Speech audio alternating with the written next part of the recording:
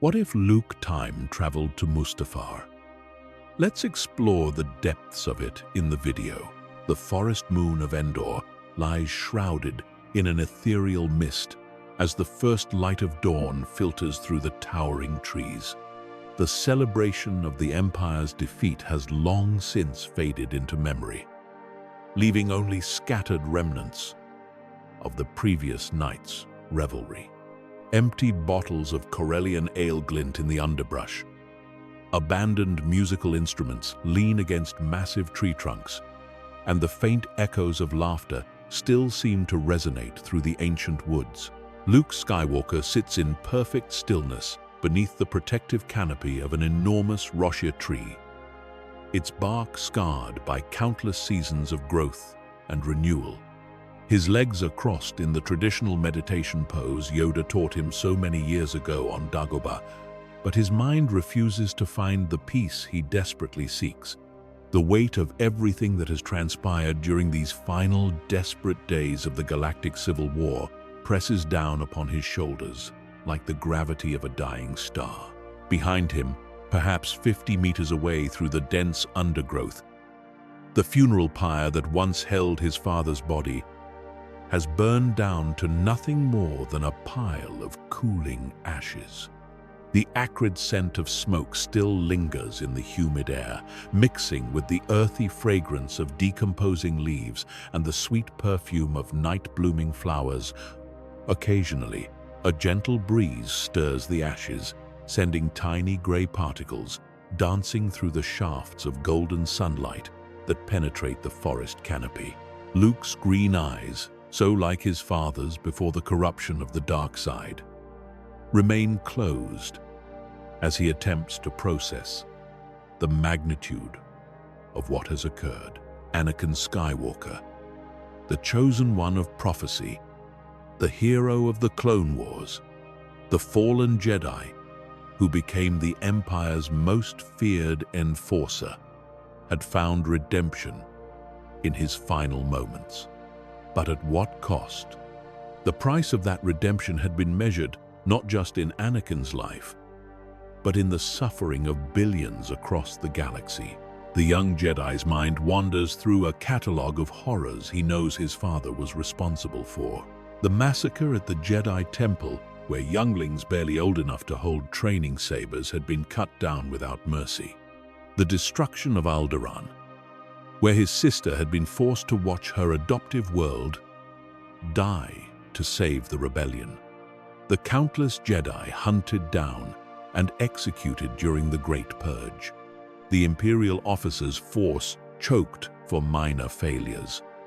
The rebels tortured for information they might not even possess.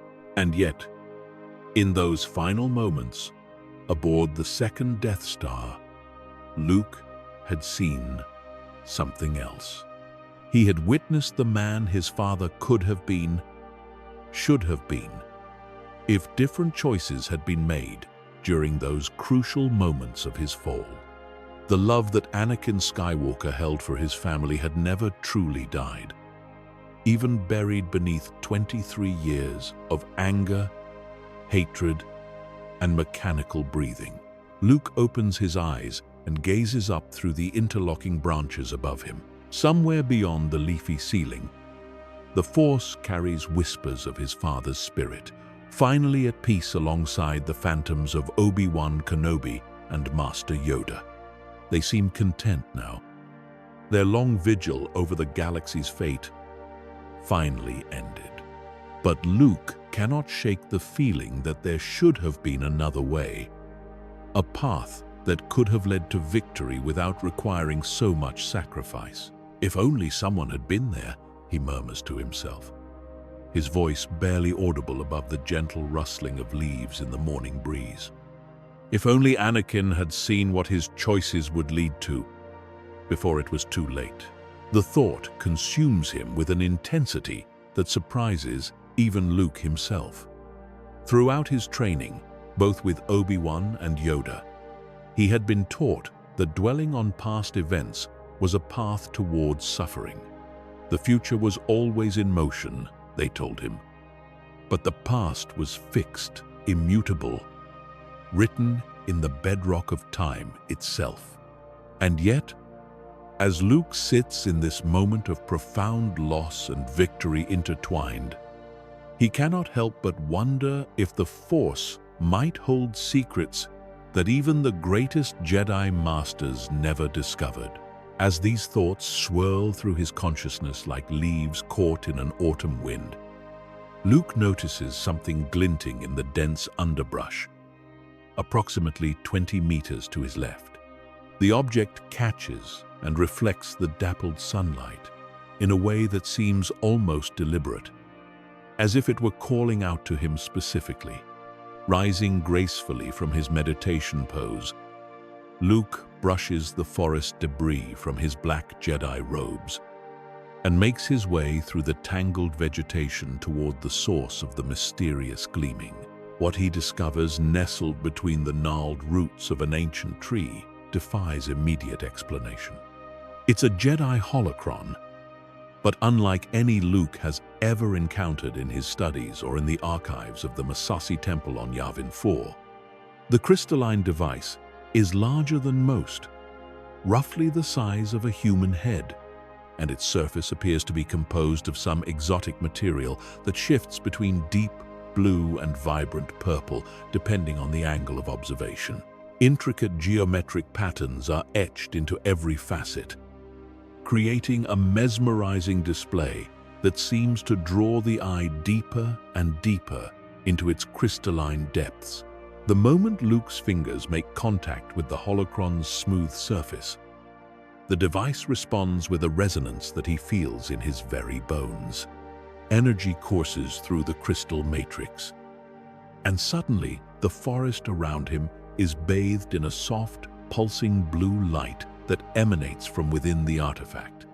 The holocron rises from his hands of its own accord, floating at eye level as its faceted sides begin to rotate with increasing speed. The air shimmers, and suddenly a holographic figure materializes before Luke. It's a Jedi Master, unlike any he has seen in the archives or the histories.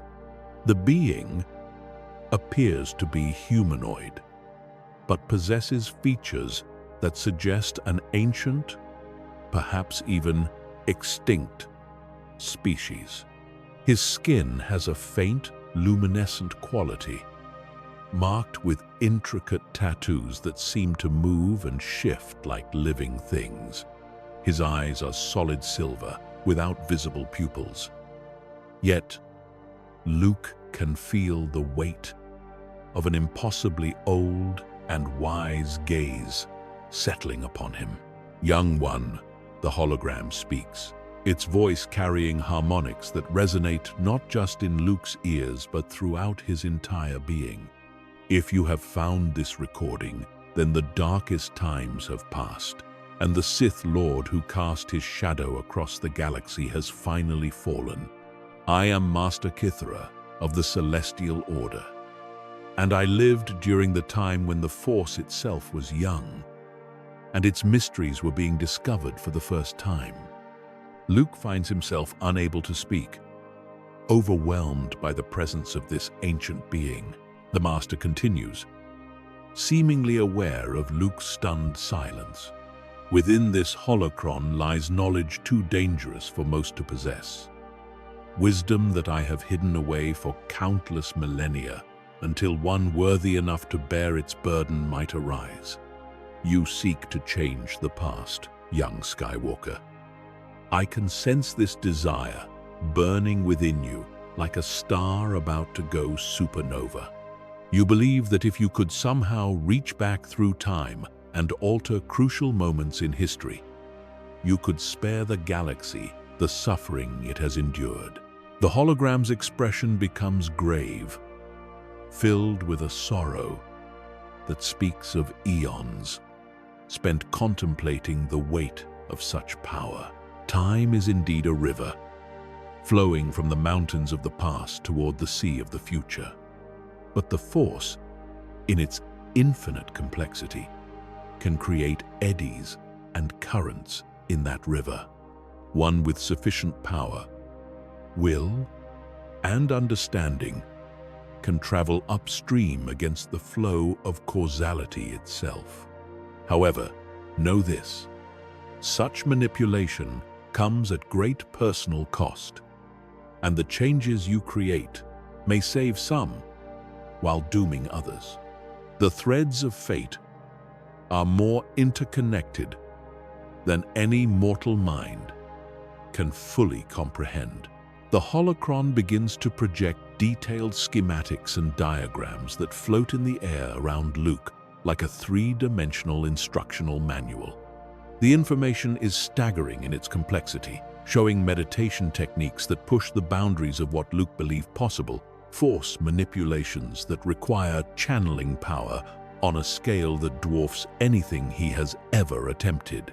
The technique you seek is known as temporal revision, Master Kythera explains as the diagrams shift and change to illustrate different aspects of the process. It requires not just mastery of the Force, but a complete understanding of your place within the cosmic tapestry.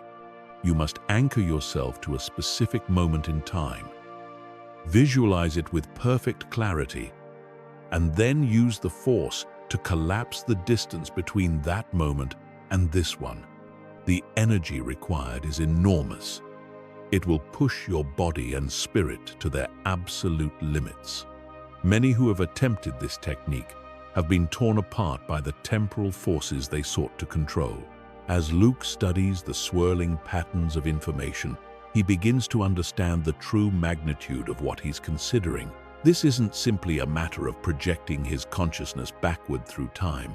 It would require his physical form to traverse the temporal stream, fighting against the fundamental laws of causality that govern the universe.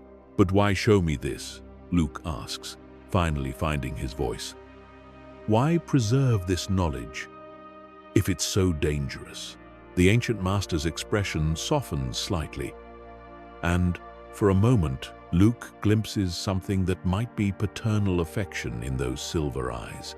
Because, young one, there are moments in history when the suffering of billions outweighs the risks to a single individual. Because there are times when the Force itself cries out for correction, when the dark side has twisted events so far from their intended path that desperate measures become necessary. And because I have foreseen that you, Luke Skywalker, son of the Chosen One, possess both the power and the moral clarity to use this knowledge wisely. The hologram begins to fade, but Master Kythera's voice continues with increasing urgency. Remember this warning above all others. Time travel is not about changing the past. It is about making the past what it always should have been. The Force will guide you to the moment that requires correction, but you must trust in its wisdom, even when the path seems impossible. And know that once you step into the temporal stream, there is no guarantee you will ever return to your own time.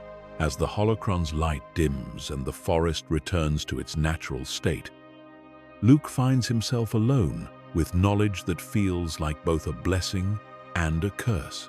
The weight of decision presses down upon him even more heavily than before.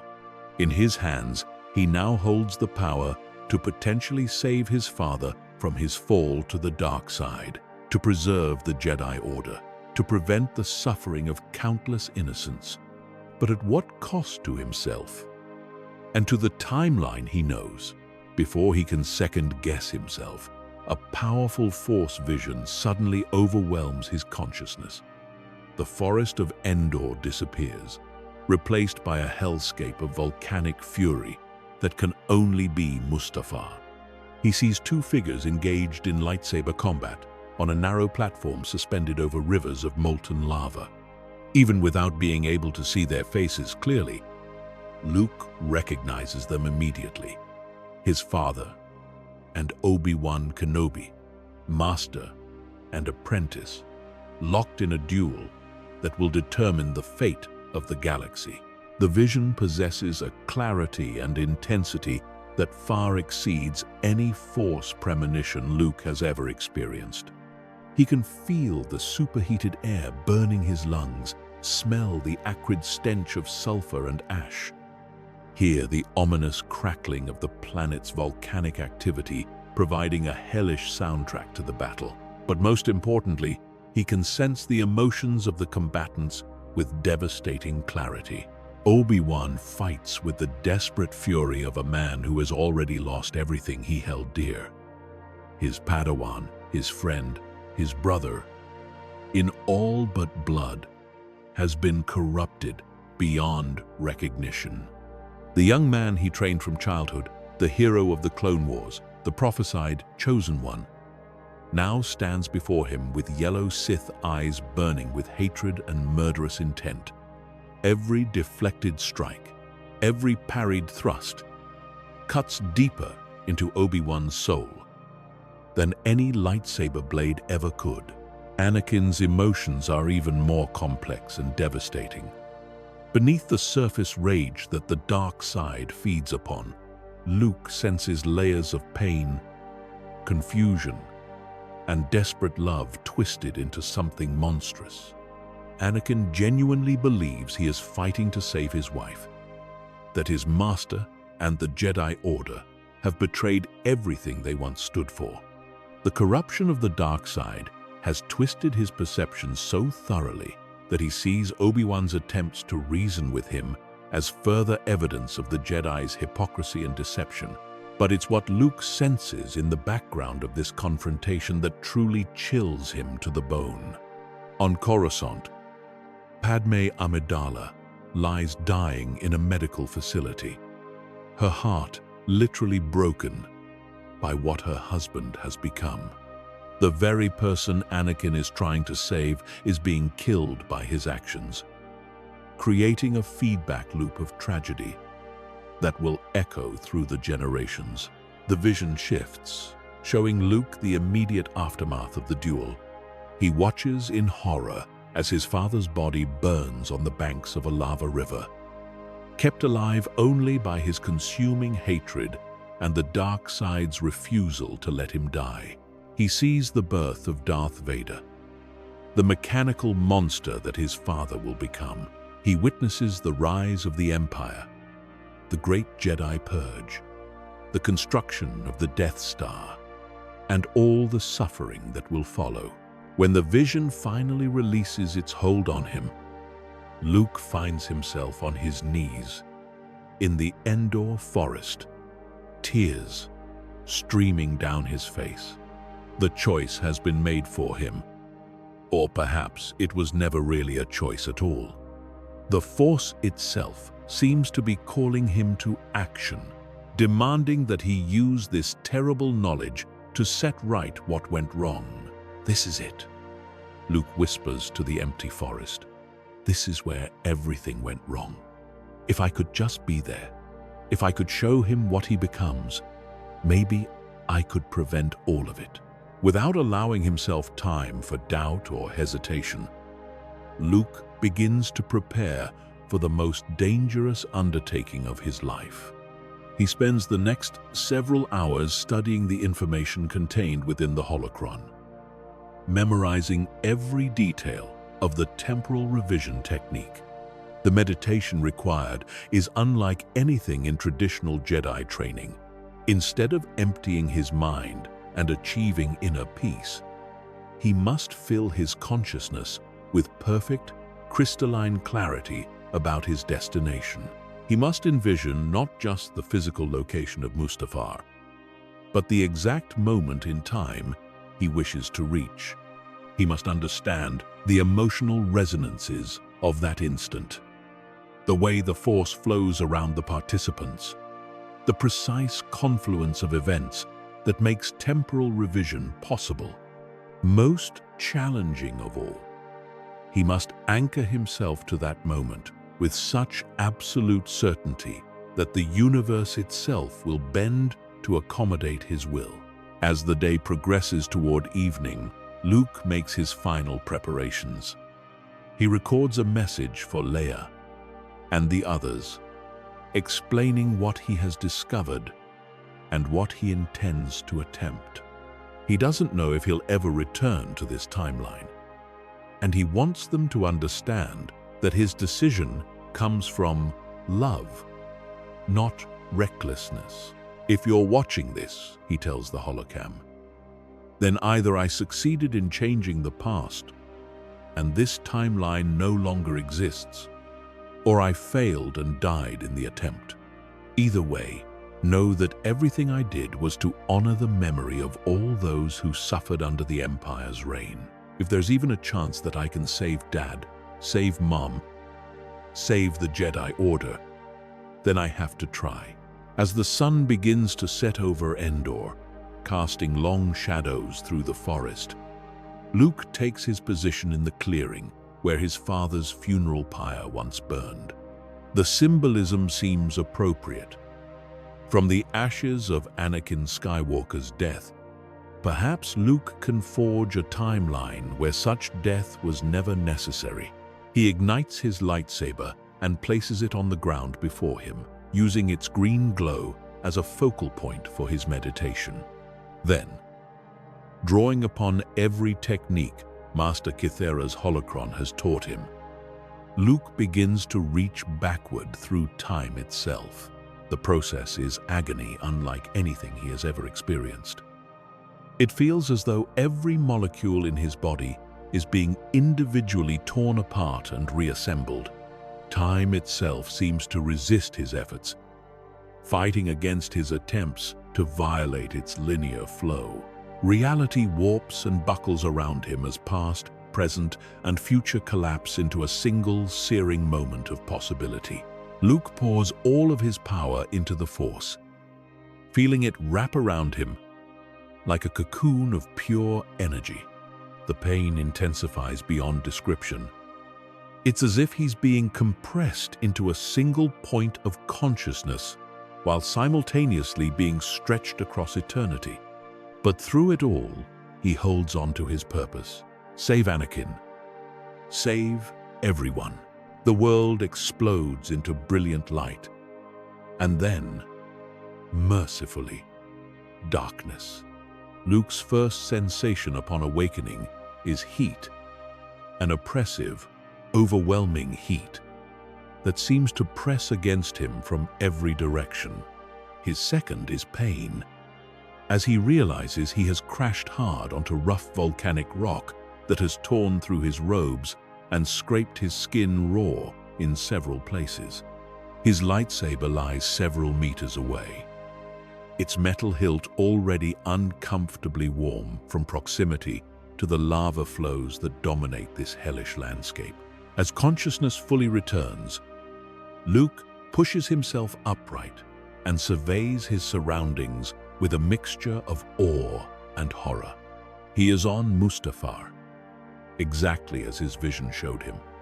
But seeing it with his own eyes is far more overwhelming than any Force premonition could convey. The planet is a world in constant torment, its surface scarred by rivers of molten rock that glow with the fury of a dying star. The air shimmers with heat distortion, making distant objects waver like mirages. Geysers of superheated gas erupt sporadically from vents in the ground, filling the atmosphere with toxic fumes that burn Luke's throat with each breath. The sky above is a sickly orange-red, stained by ash and volcanic debris that blocks out most natural light. In the distance, massive mechanical mining facilities stretch across the horizon like metallic tumors, their purpose to harvest the rare minerals that form in Mustafar's extreme geological conditions. The Separatists have chosen this world well for their leadership's final refuge. It is a place where few would willingly follow, and where any pursuit would face obstacles far beyond enemy soldiers. But it's the sound that truly brings home the magnitude of what Luke has accomplished. Echoing across the volcanic wastes, carried on superheated winds that could kill an unprotected human in minutes, comes the unmistakable clash of lightsabers. in mortal combat.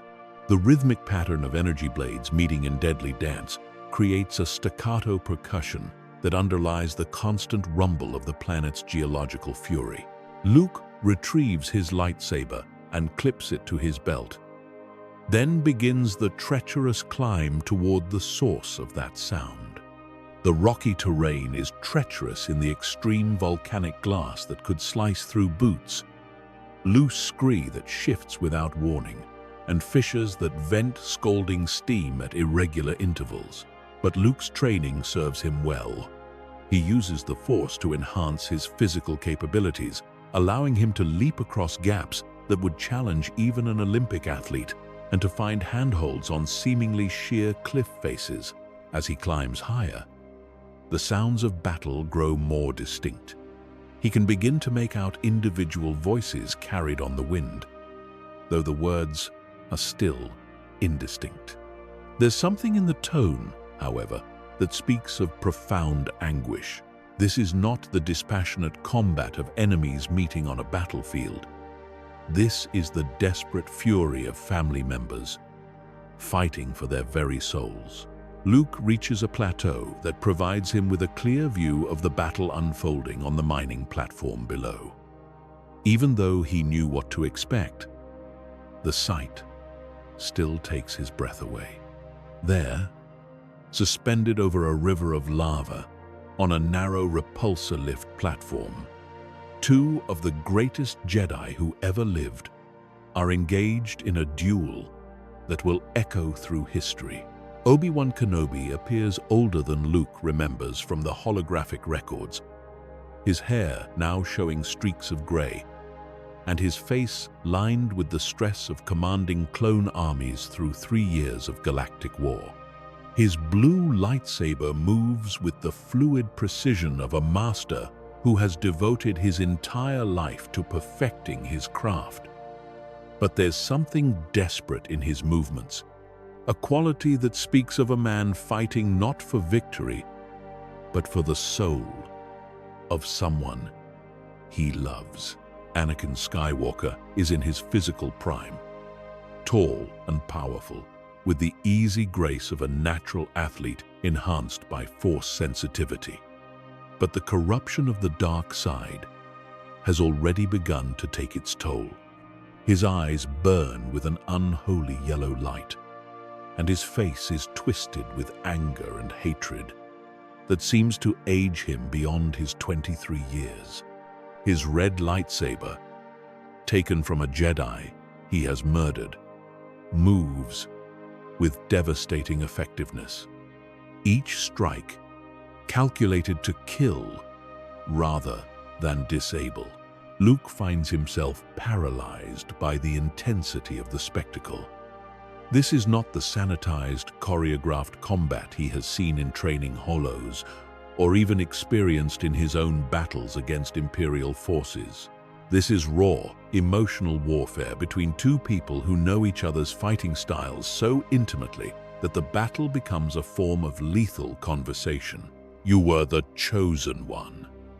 Obi-Wan's voice carries clearly across the volcanic landscape, cracking with an emotion that Luke has never heard from the composed Jedi Master.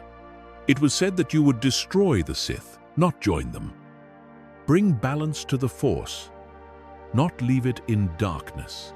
Anakin's response is a wordless roar of fury as he launches himself into a series of devastating attacks that force Obi-Wan to give ground. "I hate you!" The words that follow are barely human, twisted by rage into something that sounds more like the cry of a wounded animal. "I hate you for your lies, for your hypocrisy, for keeping me from saving her." Luke can sense the emotions pouring off both combatants through the Force. Obi-Wan's heartbreak is almost overwhelming. The Jedi Master is fighting his former Padawan not with hatred but with grief. Every parried strike, every defensive maneuver is accompanied by the silent prayer that somehow, some way, Anakin might come to his senses before it's too late. But Anakin's emotions are far more complex and dangerous. Beneath the surface rage, that the dark side feeds upon. Luke can sense layers of pain, confusion, and desperate love that have been twisted into something monstrous. Anakin genuinely believes he is the victim in this confrontation, that the Jedi have betrayed him when he needed them most. The corruption of the dark side has created a lens through which he interprets every action as evidence of conspiracy against him. As Luke watches, the duel reaches its climactic moment. Anakin, driven by arrogance and dark side fury, attempts the very move that will cost him everything. He leaps high into the air, lightsaber raised for what he believes will be a killing blow, while Obi-Wan positions himself for the defensive strike that will sever his former Padawan's limbs and leave him to burn. Time seems to slow as Luke realizes this is the moment, the single instant that will determine the fate of the galaxy. Without conscious thought, he reacts with the full power of the Force, sending a tremendous telekinetic push that alters the trajectory of both combatants. The effect is dramatic and immediate. Anakin, instead of sailing over Obi-Wan's head into the path of his lightsaber, is deflected to the side and lands hard on the platform itself. The impact drives the breath from his lungs and sends his weapon skittering across the metal surface. Obi-Wan, caught off balance by the unexpected Force push, stumbles backward and barely manages to avoid falling off the platform entirely. Both warriors immediately whirl toward this new presence, lightsabers raised defensively. The expressions on their faces mirror each other perfectly. Shock, confusion, and battle-ready alertness as they try to identify this new threat. "Who dares interfere?" Anakin snarls. As he retrieves his lightsaber, the corruption of the dark side evident in every line of his face. The yellow tinge in his eyes pulses like a slow heartbeat, and when he speaks, his voice carries harmonics that sound almost demonic. "Show yourself, coward!" Luke steps into the light cast by the lava flows, his own lightsaber remaining unignited, but ready. The family resemblance is unmistakable, even corrupted as Anakin has become. The same strong jawline, the same intense blue eyes, the same unconscious way of holding himself that speaks of absolute confidence in his physical abilities. "Someone who knows what you're about to become," Luke says quietly, his voice carrying clearly across the platform despite the background noise of Mustafa's geological fury. Someone who's lived with the consequences of this moment for his entire life. Obi-Wan studies Luke with the focused intensity he once brought to analyzing unfamiliar lightsaber forms. There's something about this young man that triggers recognition without quite reaching the level of conscious understanding. The way he moves, the way he carries himself, even the construction of his lightsaber hilt. All of it speaks of Jedi training, but with variations that Obi-Wan can't quite place. "There's something about you," the Jedi Master says slowly, his analytical mind working through possibilities. "Your presence in the Force. It's familiar, yet impossible. I feel as though I should know you, but we've never met." Luke takes a deep breath, knowing that what he's about to reveal will change everything. The words feel strange on his tongue, carrying implications that stretch across decades and light years.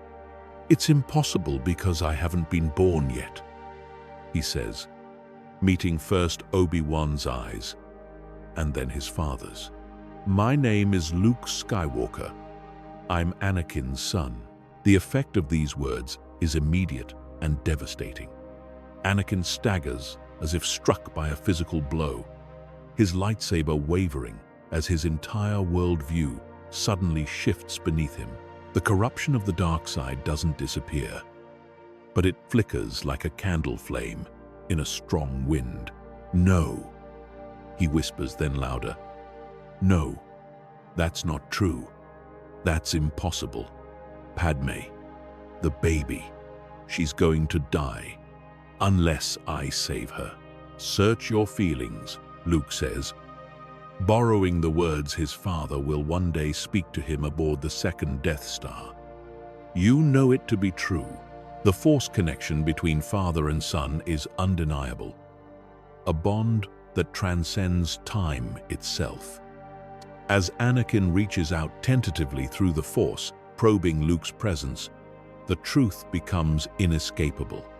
This is indeed his child, his flesh and blood, somehow standing before him in defiance of linear time.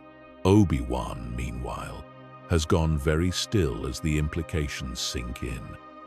If Luke is truly Anakin's son, then that means Padme must survive whatever crisis currently threatens her. More than that, it means that somehow, despite everything that has happened, despite the corruption that has claimed his former Padawan, there must still be hope for redemption.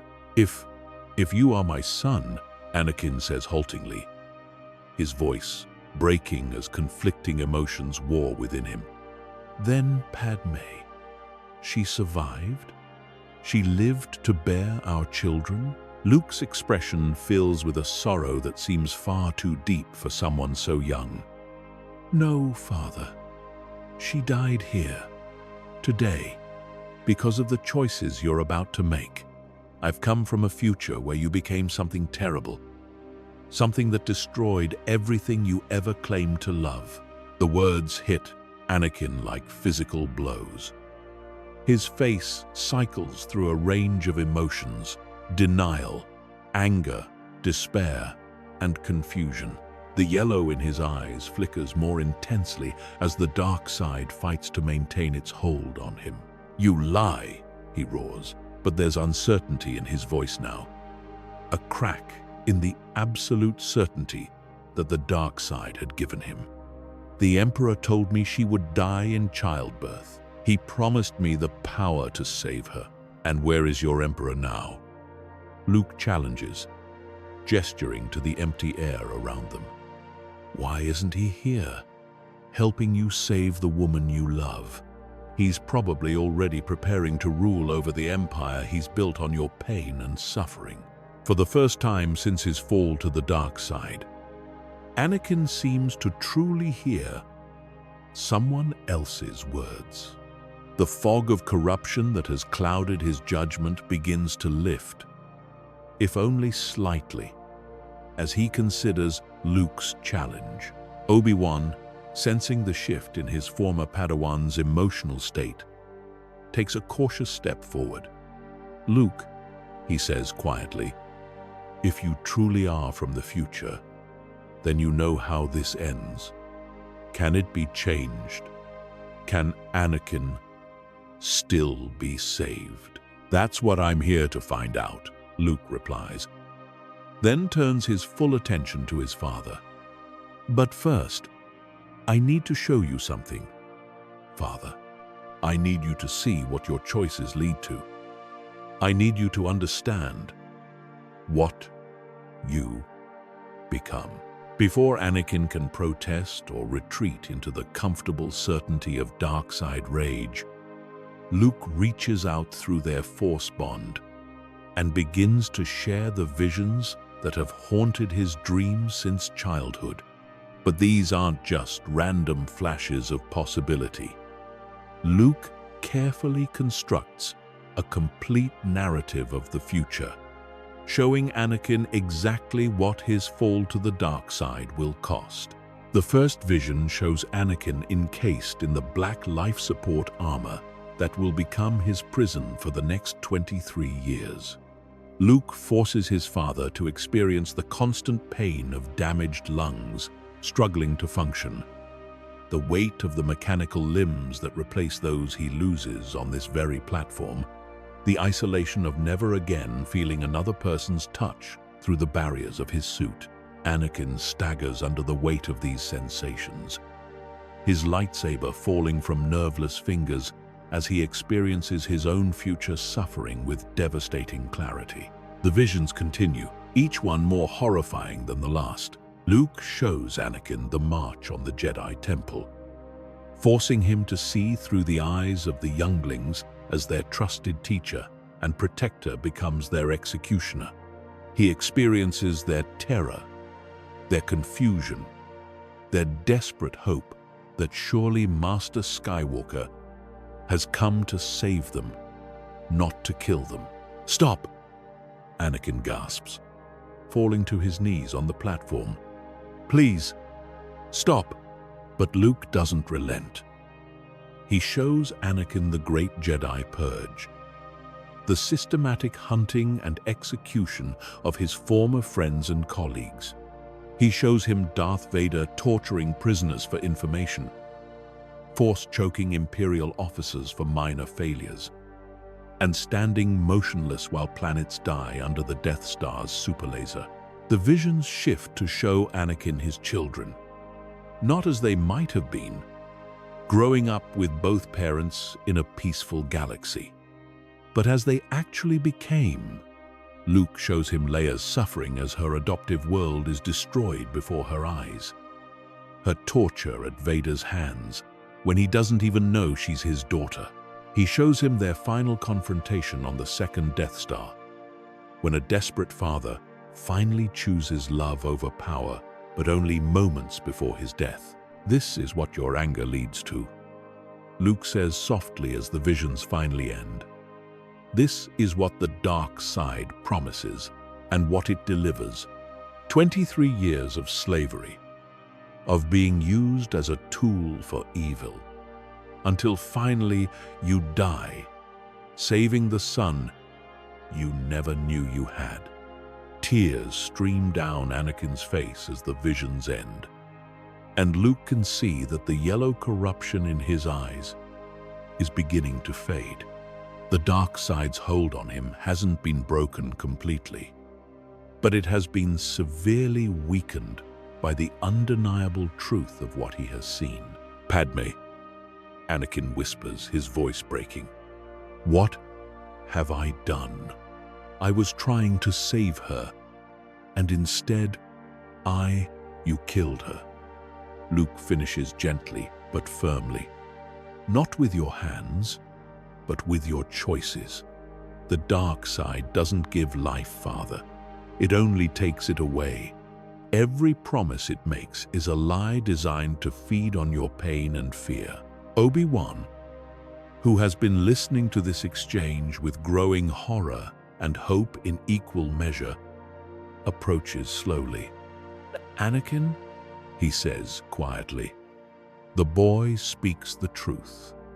I can feel it through the Force. There's still time to choose a different path. The dark side hasn't claimed you completely yet." For a moment, it seems as though Luke's intervention might succeed.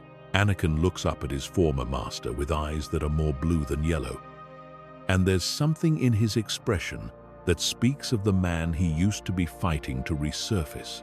But then the air around them grows cold despite the volcanic heat, and a darkness deeper than the shadows begins to gather at the edge of the platform. A slow, mocking applause echoes across the lava flows as Chancellor Palpatine emerges from a shuttle that has landed silently nearby. His kindly mask has been completely discarded, revealing the yellow eyes and twisted features of Darth Sidious in all their malevolent glory. "What a touching reunion," the Emperor says, his voice dripping with false sympathy. "Though I must say, the family resemblance is quite striking. My young apprentice, I sense great conflict in you. The boy's visions have unsettled you, haven't they?" Anakin struggles to his feet, his lightsaber trembling in his hand as he looks between his master and his son. "Master, the visions Luke showed me, they felt real. more real than anything I've ever experienced. Visions can be deceiving. Palpatine interrupts smoothly, his yellow eyes never leaving Luke's face. Surely, you remember what I taught you about the manipulative nature of the Jedi. They will say anything, show you anything, to turn you away from the power necessary to save your wife. Luke feels the dark side radiating from Palpatine like heat from a furnace. This close to the source of so much evil, he can understand how even a strong-willed person like Anakin might be corrupted. The Emperor doesn't just use the dark side, he embodies it, becoming a living conduit for every negative emotion in the galaxy. "She's not dying!" Luke shouts, his own anger beginning to rise as he faces the architect of his family's destruction. "You lied to him! You manipulated his dreams, twisted his fears, orchestrated everything to turn him against the people who loved him." Palpatine's laugh is cold and cruel, echoing off the volcanic walls around them. "Clever boy. Yes, I orchestrated young Skywalker's fall, the dreams, the visions of Padme's death, even the timing of this confrontation. All of it was carefully arranged to bring about this moment. But it matters little now that you know the truth. My apprentice belongs to me, as do you." The Emperor raises his hands, and Sith lightning arcs toward Luke with deadly intensity. The young Jedi barely has time to ignite his lightsaber before the crackling energy strikes his blade. The impact drives him to his knees as he struggles to absorb and redirect the attack. Obi-Wan immediately leaps to Luke's defense, his blue lightsaber intercepting part of the lightning barrage. The combined effort of both Jedi manages to deflect Palpatine's initial assault, but the Emperor is far from finished. "You cannot hope to defeat me." Palpatine snarls as he intensifies his attack. "I am the culmination of 1,000 years of Sith evolution, the ultimate wielder of the dark side's power. You are children playing with forces beyond your comprehension." The battle that follows is unlike anything Luke has ever experienced. Palpatine moves with inhuman speed and grace, his lightsaber appearing in his hand as if materialized from the Force itself. The crimson blade weaves a deadly pattern through the air, seeking openings in his opponent's defenses, while his free hand continues to unleash torrents of Force lightning. Luke and Obi-Wan fight side by side with a coordination that surprises them both. Despite never having trained together, they fall into a natural rhythm that speaks to the deep connection between master and student that spans generations. Obi-Wan's defensive expertise perfectly complements Luke's more aggressive style, creating a barrier that even Palpatine struggles to penetrate. But the Emperor has advantages beyond mere skill. This is his element. Hatred, fear, and suffering fuel his power, and Mustafar provides all three in abundance. Moreover, he fights with the knowledge that time is on his side. Even if he cannot immediately defeat these two Jedi, his clone forces are already moving to secure the facility. Soon, overwhelming numbers will tip the balance in his favor. "Anakin," Luke calls out as he parries a vicious strike that nearly takes his head off. "You have a choice. You can still choose to be the chosen one. Help us destroy the Sith once and for all." But Anakin stands frozen, torn between the dark side's influence and the visions Luke has shown him. The internal war raging within him is almost physically painful to witness. His face contorts with effort as he struggles to reconcile the contradictory impulses, fighting for control of his soul. Palpatine senses his apprentice's hesitation and strikes with renewed fury. A particularly powerful blast of Force lightning overwhelms Obi-Wan's defenses, sending the Jedi Master crashing into the rocky wall of the facility. Luke can hear the sickening crack of breaking ribs as his mentor hits the ground hard. "Master!" Luke cries out, rushing to Obi-Wan's side while trying to maintain his defense against Palpatine's continued assault. The older Jedi is badly injured, his robe smoking from electrical burns, and there's blood trickling from the corner of his mouth. I'm all right." Obi-Wan gasps, but it's clear he's in no condition to continue fighting at full capacity. This leaves Luke essentially alone against the most powerful Sith Lord in galactic history. The young Jedi draws upon every technique his training has taught him, every lesson learned in combat against Imperial forces, every scrap of wisdom gleaned from his studies of ancient Jedi texts. But it's not enough. Palpatine has been planning this confrontation for years, studying his opponent's fighting styles and developing counters for their techniques. He knows Obi-Wan's defensive mastery inside and out from their previous encounters.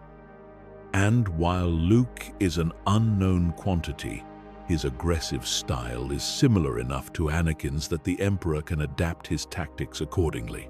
"You are strong in the Force, young Skywalker," Palpatine says as he gradually wears down Luke's defenses. "Stronger than your father was at your age. You would make a fine replacement for my current apprentice, should he continue to disappoint me." "I'll never turn to the dark side," Luke declares, raising his lightsaber defiantly. Despite the exhaustion that threatens to overwhelm him.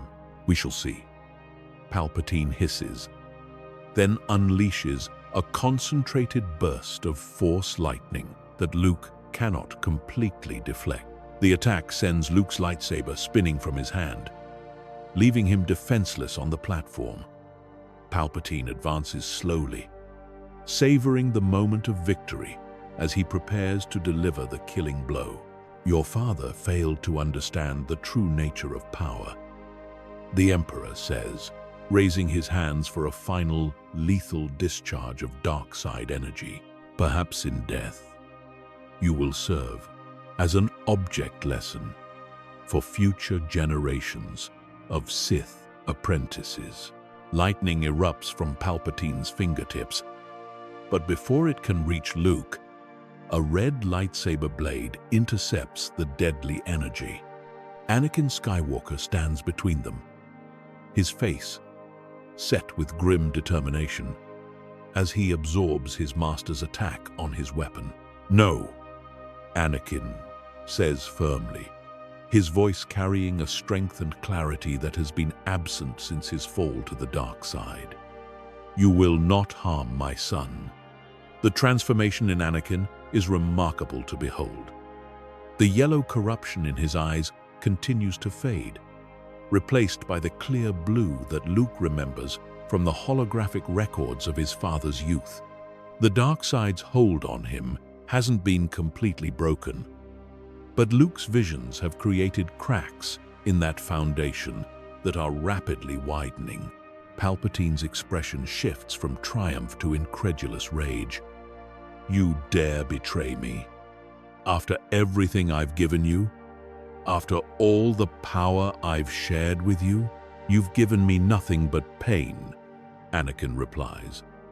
And each word seems to strip away another layer of the dark side's corruption. "You promised me the power to save Padme, but all you wanted was to corrupt me, to use me as your weapon of terror."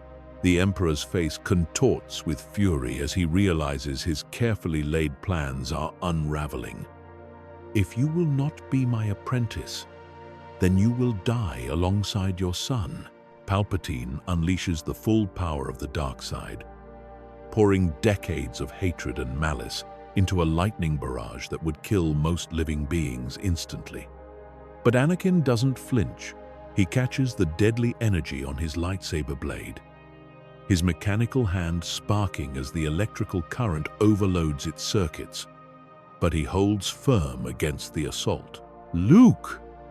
Anakin calls out, his voice strained by the effort of containing Palpatine's power. "Your lightsaber!" Luke reaches out through the Force, calling his weapon back to his hand just as Anakin's strength begins to fail.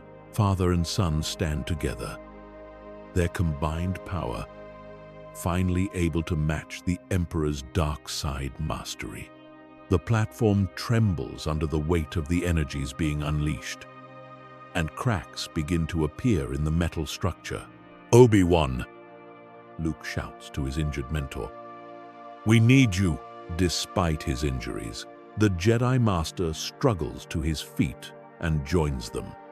The sight of his former Padawan fighting alongside Luke, clearly having turned back toward the light, gives Obi-Wan strength he didn't know he still possessed. His blue lightsaber ignites once more as he takes his place in the battle against the Sith. "It's over, Palpatine," Obi-Wan says quietly, his voice carrying across the platform despite the chaos around them. "You're surrounded, and your lies have been exposed. Surrender now, and perhaps we can find some measure of mercy." The Emperor's response is a shriek of pure hatred that seems to shake the very foundations of the volcanic planet. "I am the Senate. I am the Republic. Without me, the galaxy will fall into chaos and anarchy. Then we'll build something better," Anakin says firmly. And Luke can hear the man. His father was always meant to be speaking through the corruption of the dark side. Something based on freedom and justice, not fear and oppression. Realizing that his manipulation has failed and his power is waning, Palpatine makes a final, desperate gambit. He reaches out through the Force toward the facility's structural supports, using the dark side to begin destabilizing the entire platform. If he cannot have victory, he will ensure that his enemies die with him. "If I cannot rule, then no one will," he screams as the platform begins to shake apart around them. But Luke has anticipated this move. His knowledge of the future includes detailed studies of Palpatine's tactics and psychological patterns. As the Emperor focuses his power on destruction, Luke strikes with surgical precision. His green lightsaber finds the gap in Palpatine's defenses, piercing the Sith Lord's heart before he can complete his final act of spite. Palpatine staggers, his yellow eyes wide with disbelief as he looks down at the energy blade protruding from his chest. "Impossible," he gasps, his voice already beginning to fade. "I cannot die. I am eternal. I am the dark side itself." "You're nothing," Luke says quietly, deactivating his lightsaber and allowing the Emperor's body to fall. "Just an old man who forgot that the Force is about creation, not destruction." As Palpatine's corpse hits the platform, something remarkable happens. The oppressive weight of the dark side that has hung over Mustafar like a suffocating blanket suddenly lifts. The planet itself seems to exhale in relief as the source of so much corruption and hatred is finally extinguished. In the sudden silence that follows, father and son face each other across the platform where galactic history was supposed to be written in blood and betrayal. Anakin deactivates his lightsaber, and Luke can see that his eyes have returned completely to their natural blue. "My son," Anakin says wonderingly, his voice breaking with emotion. "I'm so sorry for everything you've had to endure, for the pain my choices caused. Can you ever forgive me?"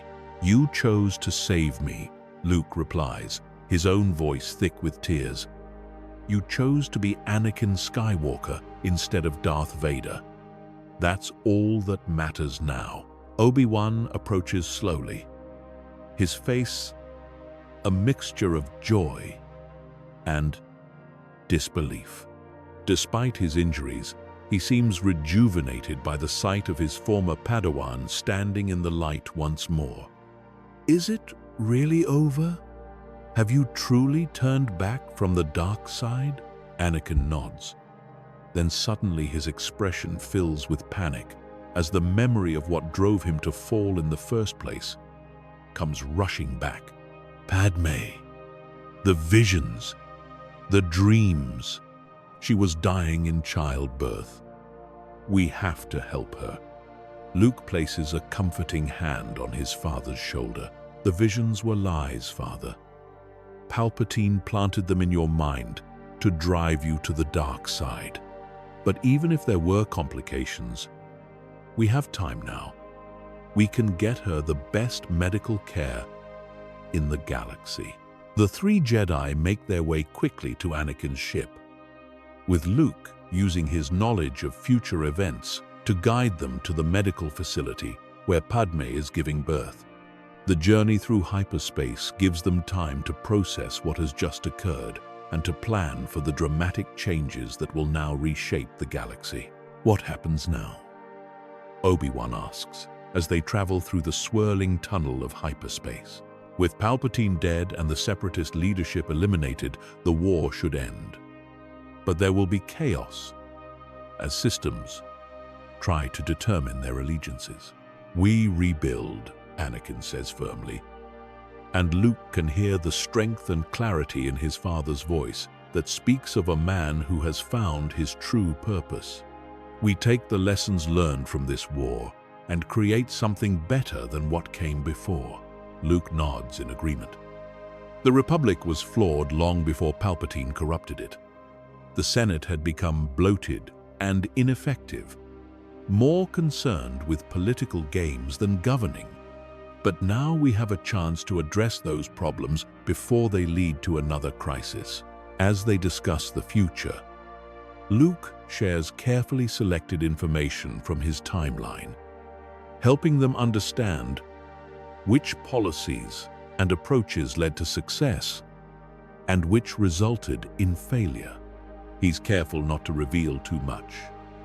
The future must still be allowed to unfold naturally, but his insights prove invaluable in planning their next moves.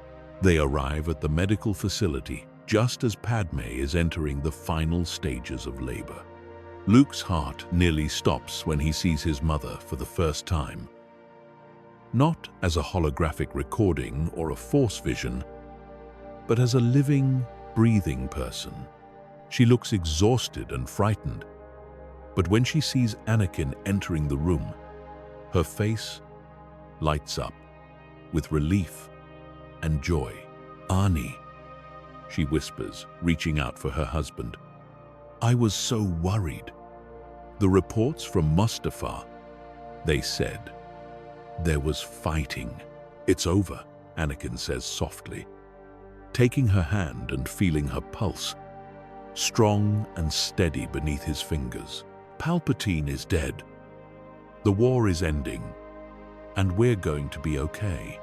Padme looks between her husband and Luke, noting the obvious family resemblance, despite the difference in their ages.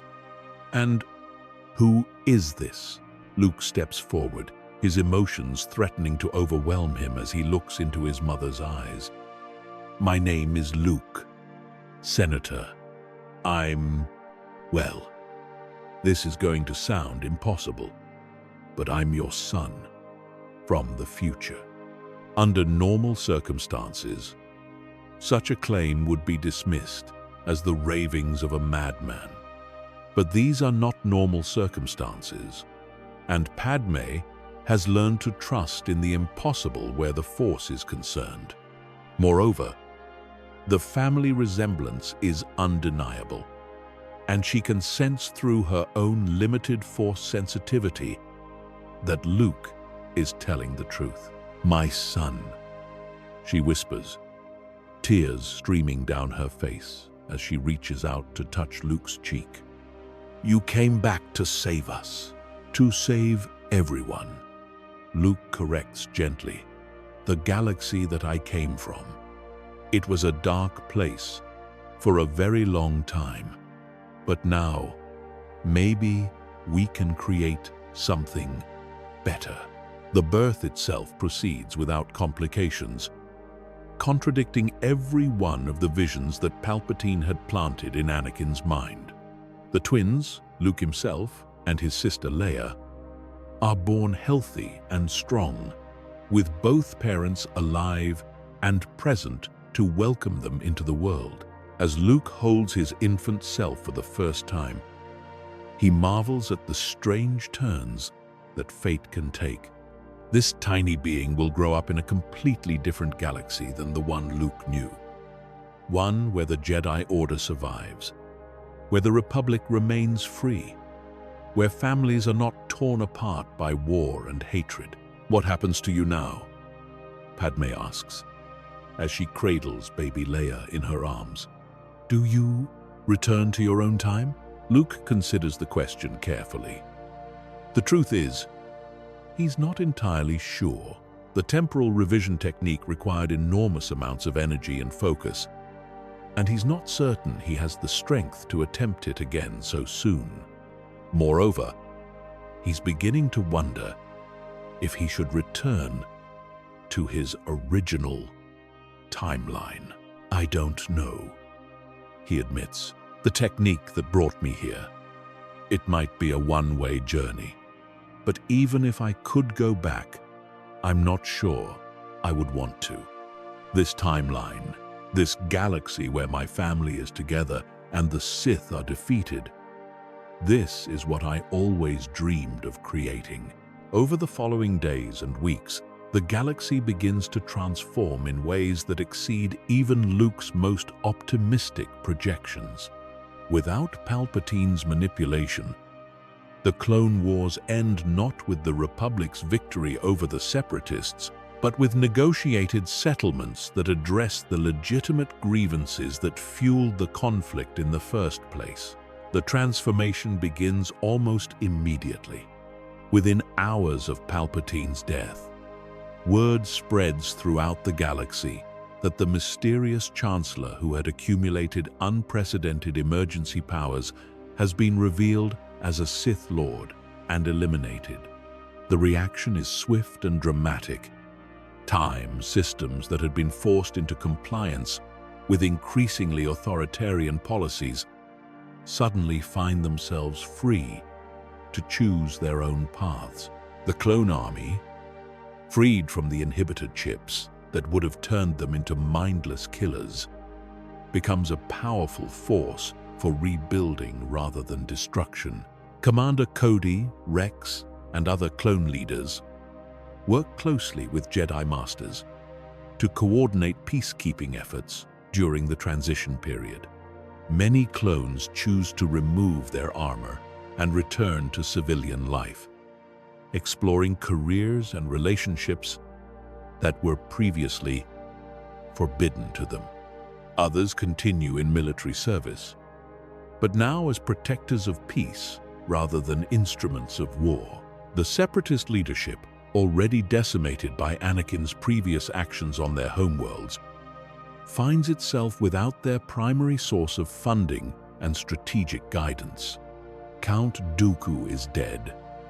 General Grievous has been destroyed, and the Trade Federation's leadership has been arrested.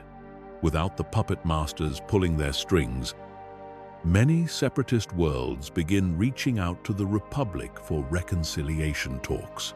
Anakin takes personal responsibility for these negotiations, traveling throughout the Outer Rim to meet with planetary leaders who had joined the separatist cause out of desperation rather than genuine rebellion. His reputation as both a war hero and someone who had personally experienced the corruption of power gives him unique credibility in these discussions. On Ryloth, he meets with Twi'lek freedom fighters who had allied with the Separatists only because the Republic failed to protect them from slavers. On Geonosis, he helps establish new labor agreements that respect workers' rights while maintaining the planet's crucial role in galactic manufacturing. On Kamino, he works with the Kaminoans to establish ethical guidelines for their cloning technology, ensuring that future clones will be created as full citizens rather than property. The Jedi Order, saved from the purge that would have destroyed it, begins a period of intense self-reflection and reform that goes far beyond anything attempted in their thousand-year history. The strict codes about attachment and emotion that contributed to Anakin's fall are not simply revised, they are completely reconceptualized from the ground up. Master Yoda, despite his initial resistance to such dramatic changes, becomes one of the most vocal advocates for reform after witnessing Anakin's redemption. Wrong. Our understanding was, he admits during a council session that includes not just Jedi Masters, but also former Padawans, Knights, and even some who had left the Order in disagreement with its policies. Suppress emotions, we taught. Denied the full spectrum of sentient experience, we did. Created pressure vessels that exploded, we did. The new Jedi philosophy emphasizes balance and wisdom in managing emotional connections, rather than avoiding them entirely. Jedi are encouraged to form meaningful relationships, but are taught to understand how those relationships can either strengthen their connection to the Force or lead them toward dangerous attachments that cloud judgment. Anakin himself becomes one of the most influential voices in developing these new training methods. His experience with both the light and dark sides of the Force gives him unique insights into the dangers of extremism in either direction. He establishes training programs that teach young Jedi to recognize and process negative emotions like fear, anger, and grief, rather than simply suppressing them. Fear leads to anger. Anger leads to hate. Hate leads to suffering. Anakin explains to a group of Padawans during one of his regular teaching sessions, but that doesn't mean fear itself is evil. Fear can protect us from real dangers. The problem comes when we let fear make our decisions for us, when we act from a place of panic rather than wisdom. Luke finds himself in the extraordinary position of training alongside his father, while also serving as his guide and advisor. The knowledge he brings from his original timeline proves invaluable in helping them avoid potential pitfalls and make decisions that will benefit the galaxy in the long term.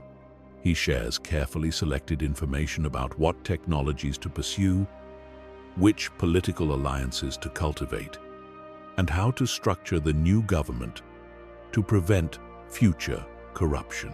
You know, Anakin says to Luke one evening, as they practice lightsaber forms in the newly renovated Jedi Temple training rooms, I never imagined I could be this happy, to have a family, to see my children grow up, to work alongside Obi-Wan again, without the weight of war on our shoulders.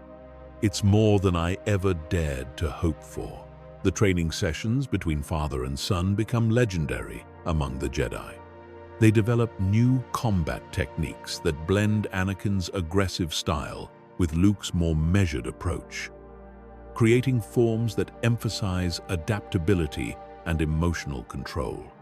Other Jedi often gather to watch these sessions, learning not just from the technical skills being demonstrated, but from the obvious love and respect between the two warriors.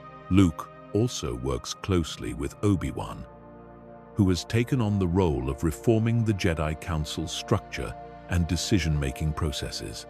The old system of a small council making decisions for the entire order is replaced with a more democratic approach that includes representatives from all levels of Jedi society. The council became too insular. Obi-Wan explains during one of their planning sessions, "We made decisions about galactic policy without consulting the Jedi who would actually implement those policies. We need to ensure that wisdom flows both up and down through our hierarchy." As the months pass, Luke begins to feel the effects of his temporal displacement more acutely. The force that brought him to this timeline is starting to exert a pullback toward his original time period. It's not painful exactly, but it's persistent, like a gentle but constant tugging at the edges of his consciousness that grows stronger with each passing day. The sensation becomes particularly intense during moments of quiet meditation. Luke finds himself experiencing brief flashes of his original timeline, glimpses of the Death Star's construction, the formation of the Rebel Alliance, his training with Yoda on Dagobah. These visions serve as reminders that while he has created a better future for this version of the galaxy, there are other realities where his friends and allies still struggle against oppression. He knows that he will eventually have to make a choice: attempt to return to his own timeline, or accept permanent exile in this altered reality. Both options carry significant risks and benefits that he weighs carefully during long hours of contemplation. Staying would mean a life with the family he never had, the chance to help build a better galaxy from the ground up, and the security of knowing that his mission has succeeded.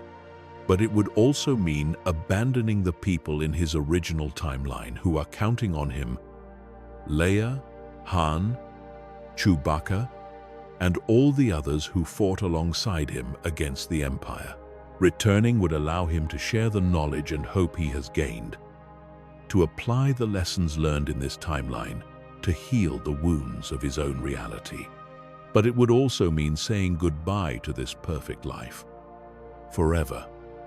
And there's no guarantee that the temporal revision technique would even work a second time. The decision becomes even more complex as Luke watches his infant self and Leia grow from helpless babies into curious toddlers.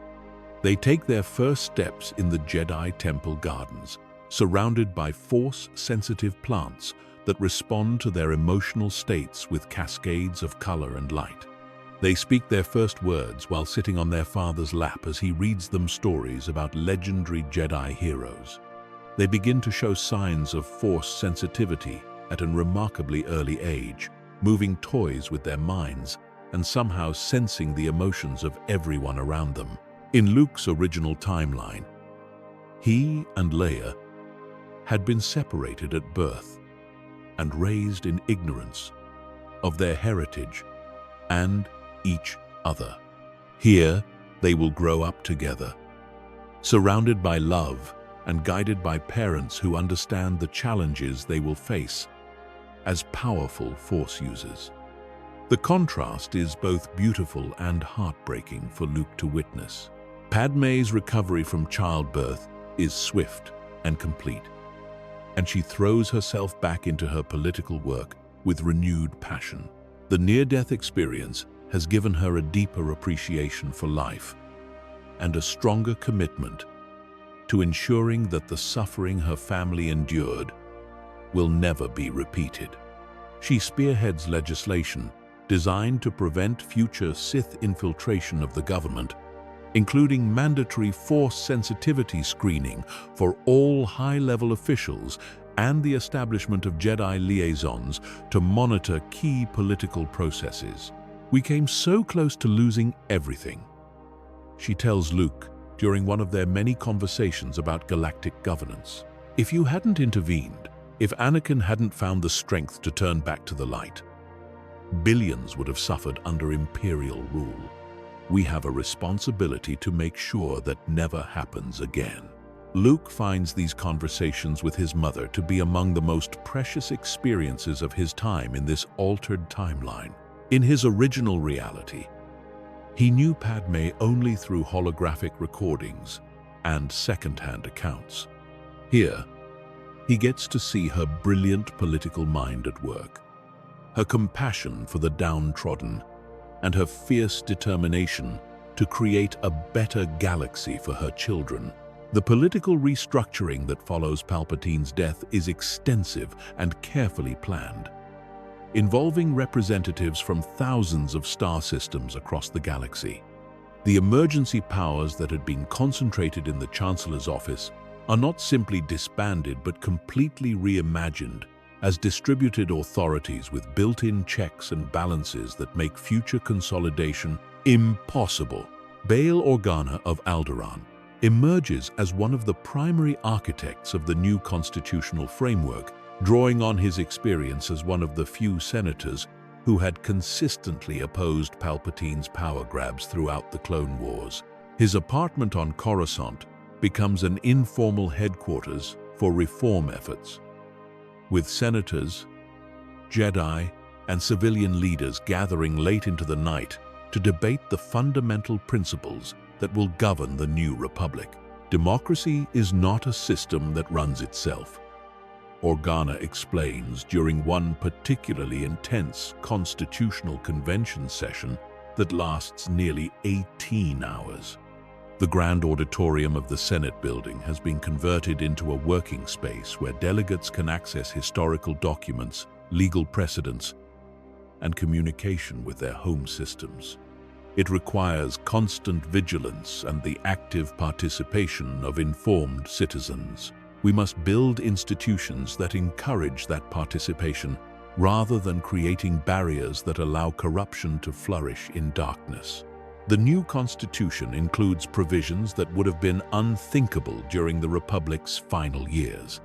Term limits are established not just for the Chancellor, but for all major government positions, preventing the accumulation of personal power that enabled Palpatine's rise.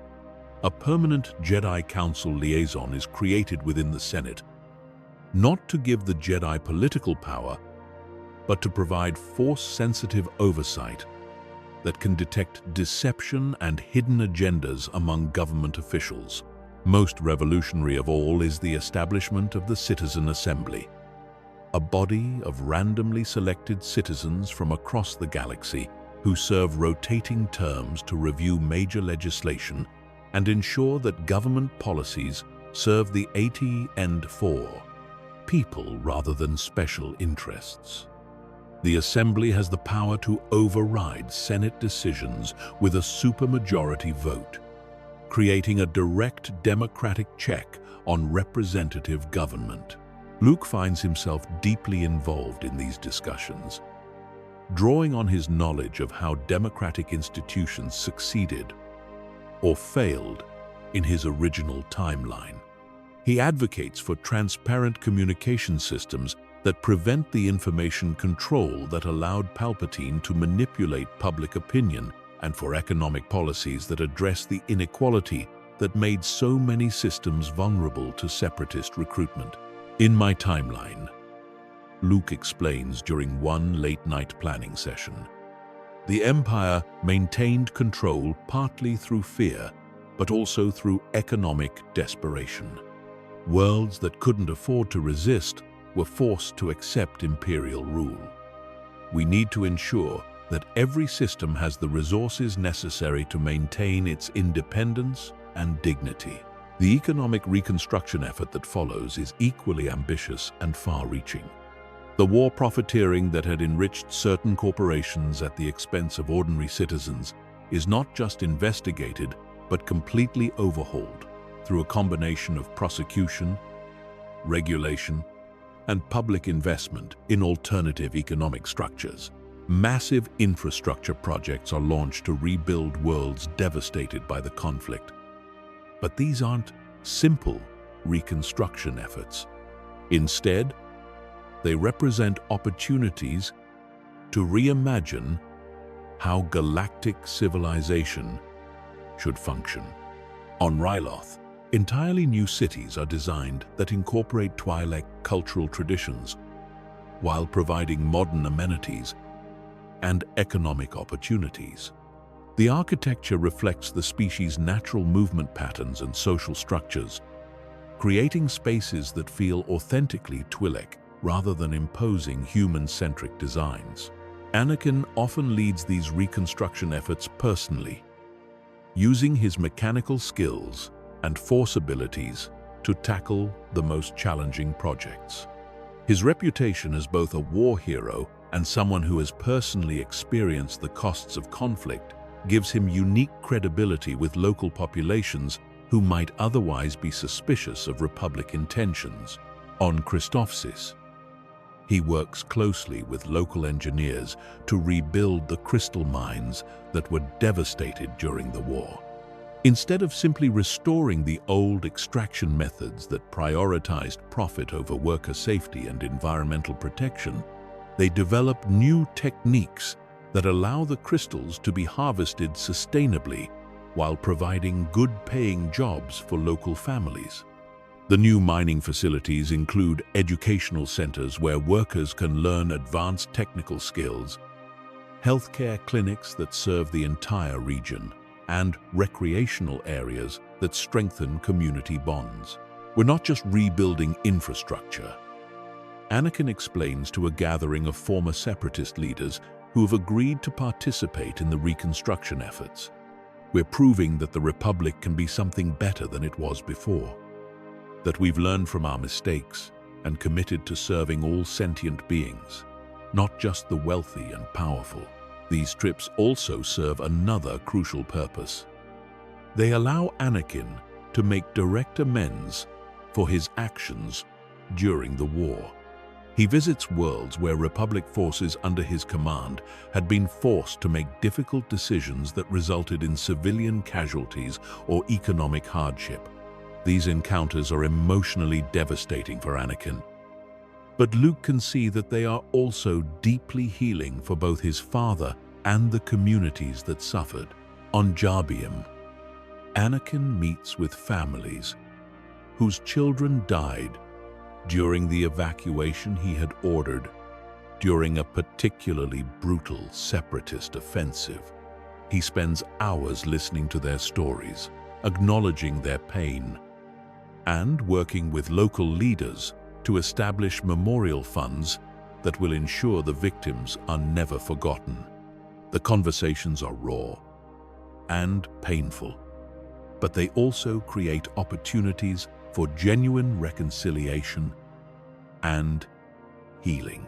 I can't undo the choices I made during the war, Anakin tells a gathering of war widows in the rebuilt capital city of Cobalt Station. His voice carries the weight of genuine remorse, but also a determination that gives hope to those who listen. I can't bring back the people who died because of orders I gave or actions I took, but I can dedicate the rest of my life to making sure their sacrifices lead to something better, that the galaxy they died defending becomes worthy of their sacrifice. Obi-Wan often accompanies these journeys, serving as both moral support for Anakin and as a witness to ensure that the meetings are productive rather than self-destructive.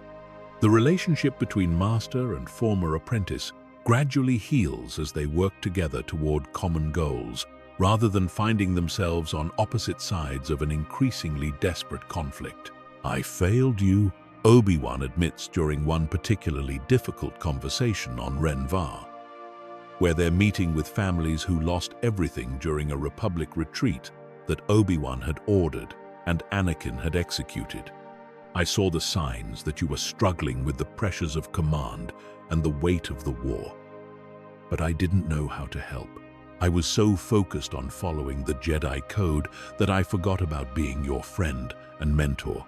We both made mistakes, Anakin replies, placing a hand on his former master's shoulder as they watch children playing in a newly constructed playground built on the site of a former battlefield. The code we followed was designed for peacekeepers, not generals. We were trying to apply the wisdom of contemplative monks to the brutal realities of galactic warfare.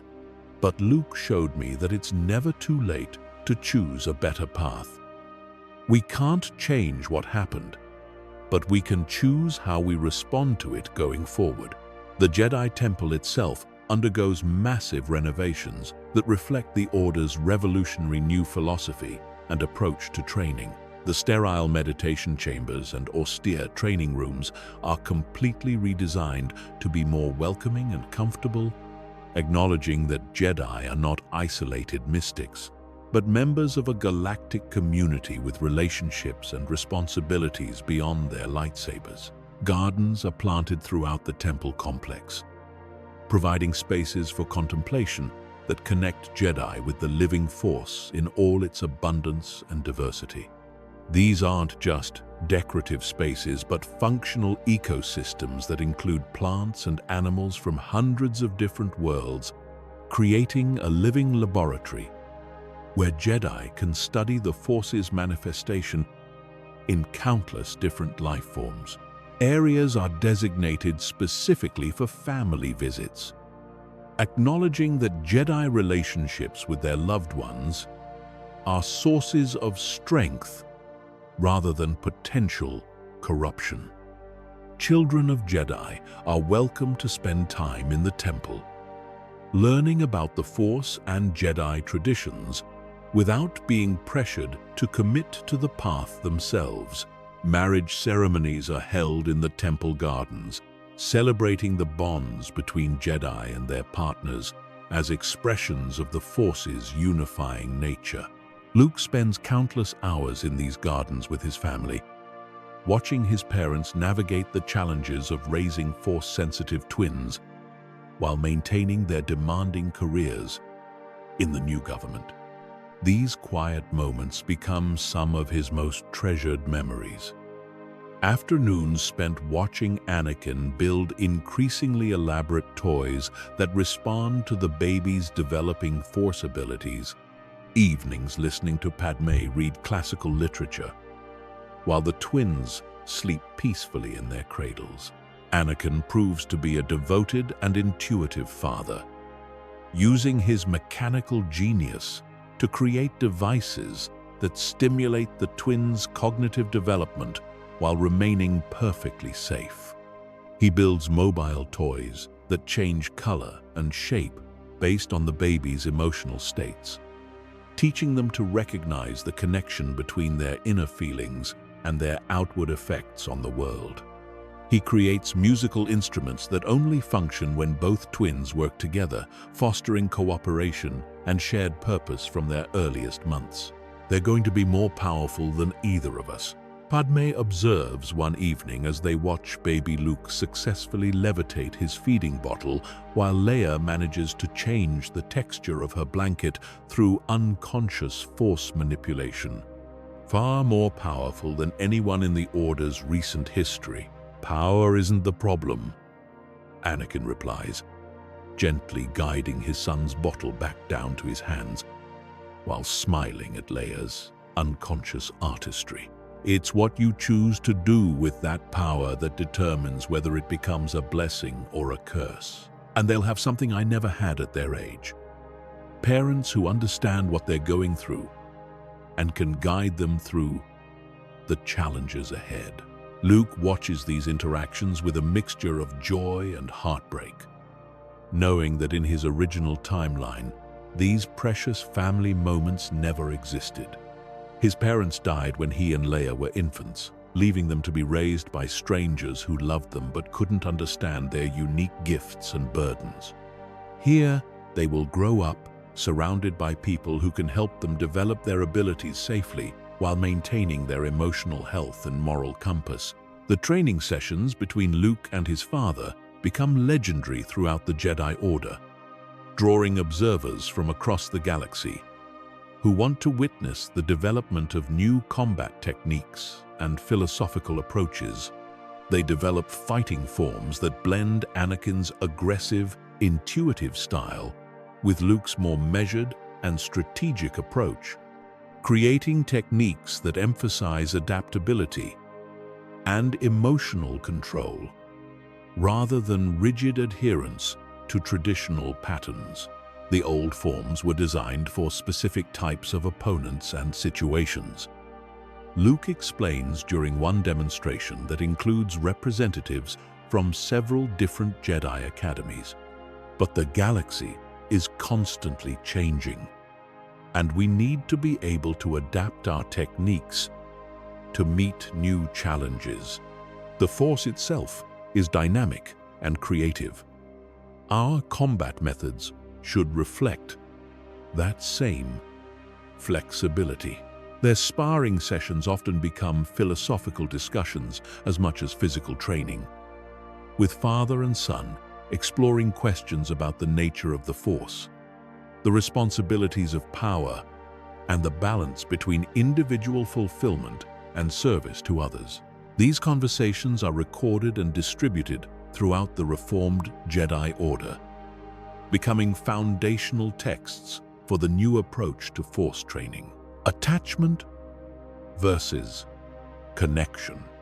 Anakin muses during one particularly intense discussion while they rest between training sequences. The old code taught us that attachment leads to suffering, so we should avoid forming deep bonds with others. But what Luke's journey taught me is that it's not the bonds themselves that are dangerous. It's the fear of losing those bonds that can drive us to darkness. Luke nods, wiping sweat from his forehead as he considers his father's words. In my timeline, that fear drove you to make terrible choices. You became so afraid of losing Mom that you were willing to embrace evil to save her. But here, when you chose to trust in the Force and focus on love rather than fear, everything changed. These insights lead to fundamental changes in how young Jedi are trained throughout the galaxy. Instead of being taken from their families as children and raised in isolation, potential Jedi are now identified and supported while maintaining their family connections. Training programs are developed that include entire families, teaching parents and siblings how to support their Force-sensitive relatives while ensuring that everyone's needs are met. The results are remarkable and immediate. Young Jedi trained under the new system show greater emotional stability, stronger connections to the living Force, and more effective collaboration with non-Force-sensitive allies. They're less likely to succumb to pride or anger because they maintain grounding relationships that keep them connected to the broader galactic community. Luke also works extensively with Obi-Wan, who has taken on the monumental task of reforming the Jedi Council's structure and decision-making processes. The old system of a small council making unilateral decisions for the entire order is completely overhauled and replaced with a more democratic approach that includes representatives from all levels of Jedi society, from the most senior masters to the newest initiates.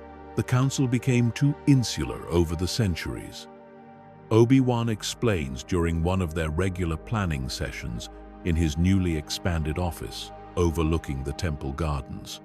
We made decisions about galactic policy without consulting the Jedi who would actually implement those policies. We assumed that wisdom automatically came with rank and age.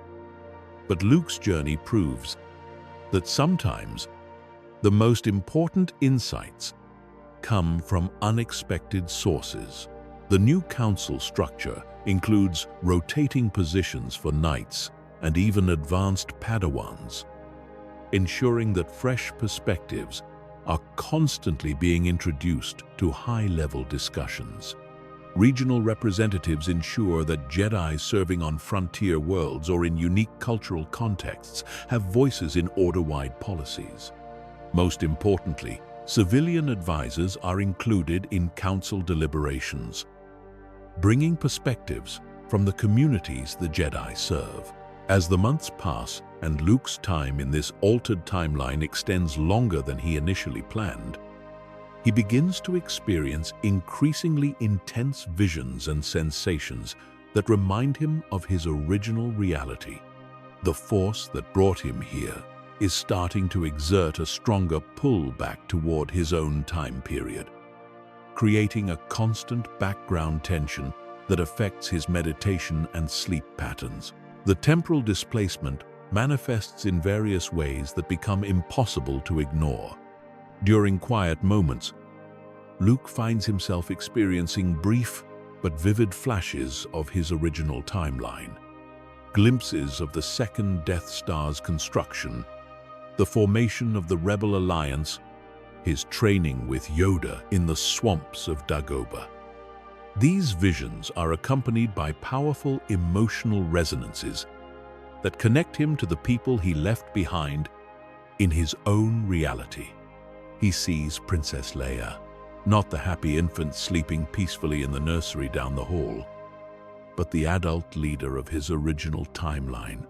Her face marked by years of struggle against imperial oppression, but still radiating the strength and determination that make her such an effective commander.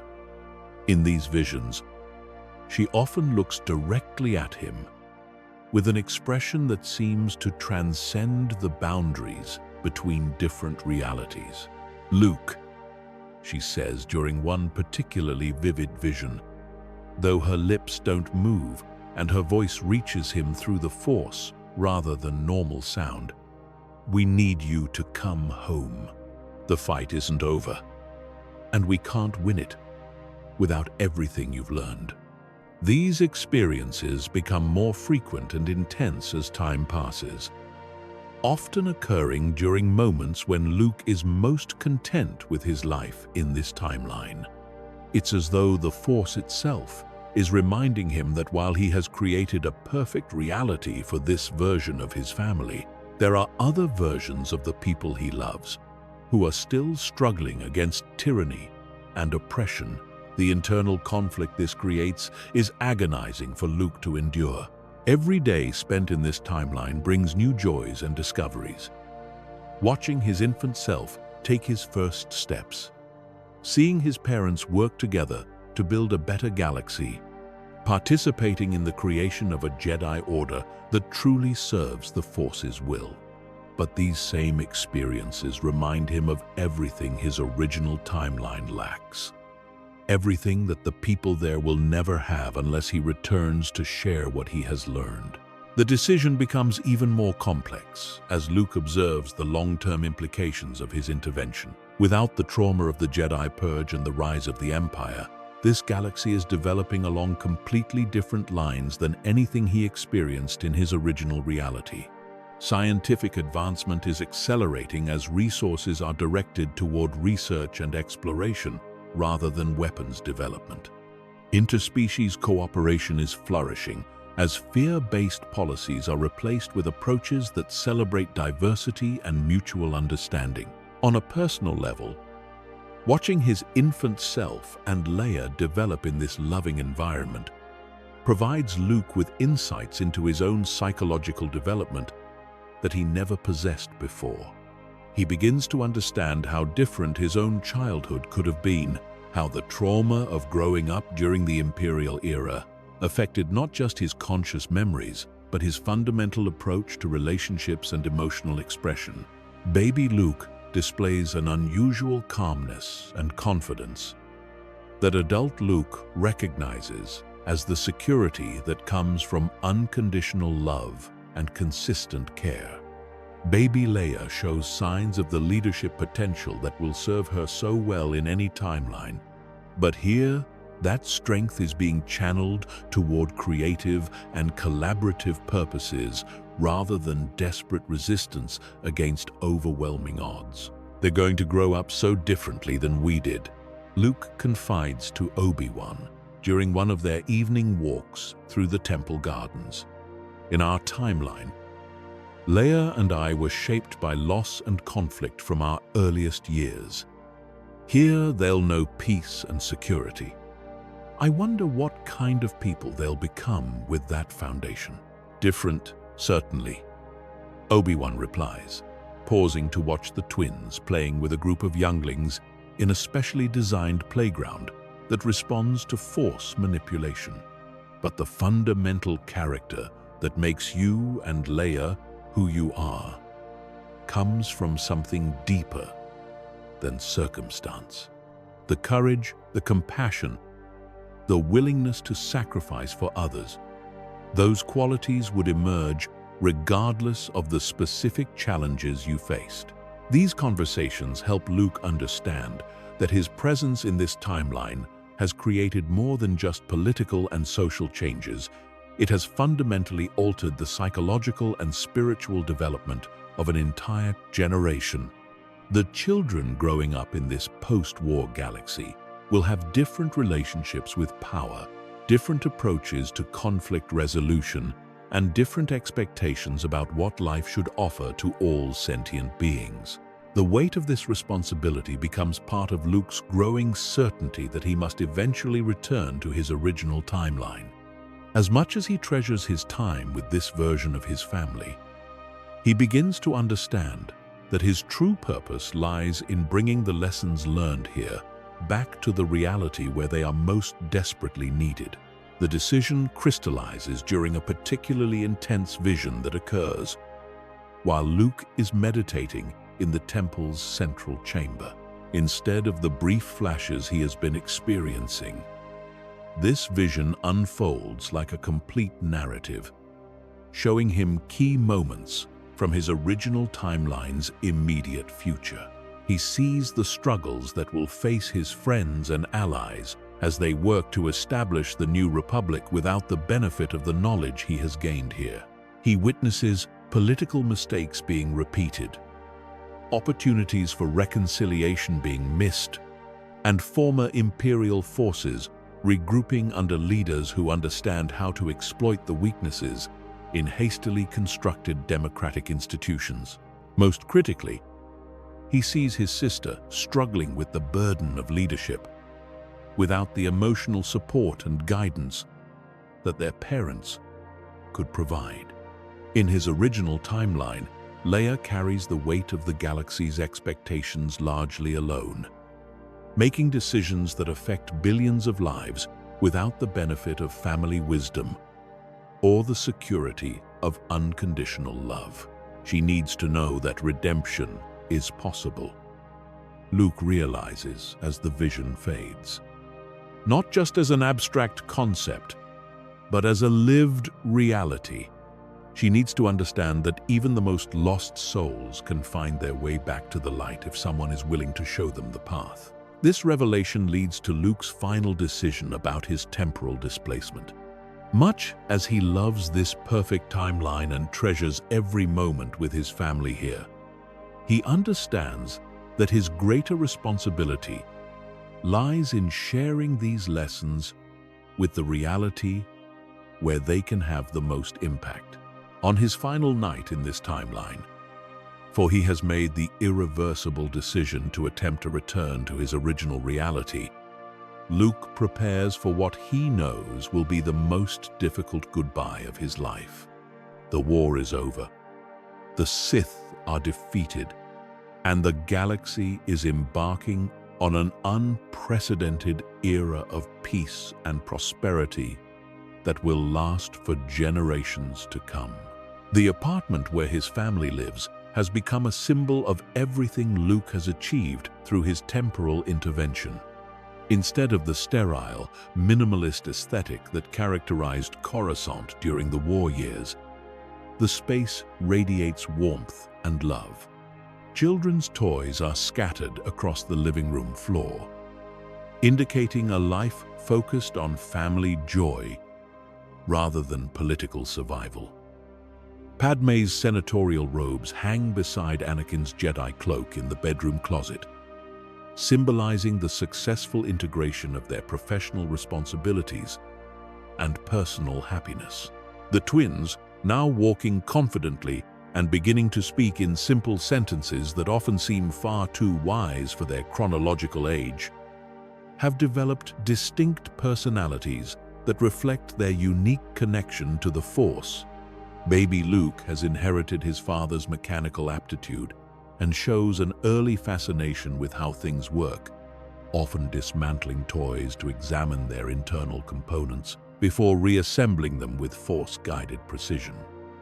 Baby Leia displays the strong will and natural leadership abilities that will serve her well in any timeline, frequently taking charge during their play sessions with an authority that makes all the adults laugh, while recognizing the strength of character it represents. Will we see you again? Padme asks, as Luke prepares for his journey home through the temporal stream, her voice carefully controlled, but unable to completely hide the emotion beneath. She's holding both twins in her lap, and the sight of his mother cradling his infant self and sister creates a tableau that Luke knows he will treasure for the rest of his life, regardless of which timeline that life unfolds in. I honestly don't know, Luke admits, his voice thick with emotion as he looks around the room at the family. He never had the chance to know in his original timeline. The weight of leaving them feels almost unbearable, but he also carries the certainty that this sacrifice will enable him to help countless others in his own reality. Time travel isn't something to be undertaken lightly, and I'm not even sure if what I'm attempting is possible. The technique that brought me here required enormous amounts of energy, and attempting it again carries significant risks. Anakin rises from his chair and crosses the room to embrace his son, and Luke can feel the peace and contentment that radiates from his father like warmth from a hearth fire. This is the man Anakin Skywalker was always meant to be, not the prophesied chosen one burdened with impossible expectations, but simply a good man who chose love over power when the crucial moment arrived. "Thank you," Anakin whispers, his voice breaking with emotion as he holds Luke tightly, "for giving me the chance to be the father I should have been from the beginning, for showing me that it's never too late to choose the right path, no matter how far we may have strayed, for saving not just me, but everyone I love. You saved yourself." Luke corrects gently, pulling back to look into his father's eyes that are now permanently clear blue, free of any trace of the yellow corruption that once marked his fall to the dark side. "I just showed you what was possible, what was always possible, if you chose love over fear. The strength to turn back to the light was always inside you. You just needed to remember that it was there." Obi-Wan, who has become like a beloved grandfather to the twins and a trusted friend to the entire family, places a weathered hand on Luke's shoulder. "The galaxy owes you a debt that can never be repaid," he says with the solemnity of a Jedi Master offering a final blessing.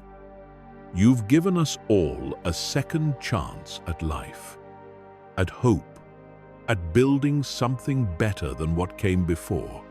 But more than that, you've proven that the forces will truly does bend toward justice and redemption." "I've gained far more than I've given," Luke replies, looking around the room one final time and trying to memorize every detail. The way the evening light filters through the windows, the sound of his infant self babbling contentedly in their mother's arms, the feeling of belonging that he has never experienced so completely.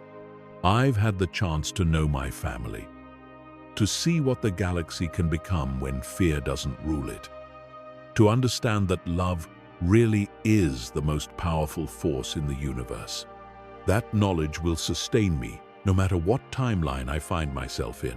As the moment of departure approaches, Luke performs one final act that will have lasting consequences for this reality and provide a connection between the timelines that transcends temporal boundaries. Using techniques learned from the ancient holocron combined with insights gained through his experiences here, he creates a complex force impression of his journey, a concentrated burst of memory, emotion, and wisdom that he carefully embeds in the twins' developing consciousness. The process requires delicate precision, as Luke must ensure that the impression enhances their natural development without overwhelming their young minds or predetermining their future choices. What he creates is not detailed knowledge of future events, but rather an instinctive understanding of fundamental truths about the Force, about the importance of hope and compassion, and about the reality that redemption is always possible for those willing to embrace it. "What did you do?" Padme asks, her Force sensitivity allowing her to perceive the subtle shift in the energy surrounding her children. The twins have both fallen into a peaceful sleep, their faces relaxed, but somehow more mature, as though they have aged months in the span of a few moments. "I gave them a gift," Luke explains, gently touching first his infant self's forehead and then Leia's, an understanding that will guide them throughout their lives, no matter what challenges they face. They'll always know, somewhere deep in their hearts, that no matter how dark things may seem, redemption is always possible, that love is always stronger than hate, and that sometimes the most powerful weapon in the galaxy is simply refusing to give up on someone you care about. The final preparations for Luke's temporal journey are both technically complex and emotionally overwhelming. Using the modified techniques he has developed through study and practice, Luke must achieve an even more precise calibration than his original journey required. He must not only return to his own timeline, but arrive at exactly the right moment to make the most effective use of the knowledge he has gained. Luke activates the temporal revision technique for what he knows will be the final time, drawing upon reserves of strength that he has carefully conserved and enhanced through months of preparation. The process begins as a familiar agony, the sensation of every atom in his body being simultaneously torn apart and reconstructed. But this time, there is an additional element, the weight of all the love and hope he carries with him. From this perfect timeline, reality bends and warps around Luke as past, present, and future collapse into a single point of infinite possibility. But instead of the chaotic storm of sensation he experienced during his original journey, this return trip unfolds as a more controlled passage through the temporal stream. He maintains perfect focus on his destination, while also creating deliberate connections between the two timelines, establishing Force bonds that will allow wisdom and love to flow between the realities even after his physical journey is complete. The transition through time becomes a symphony of memory and possibility as Luke experiences fragments of every timeline that could have existed. Realities where different choices led to different outcomes, where the balance between light and dark shifted in countless subtle variations.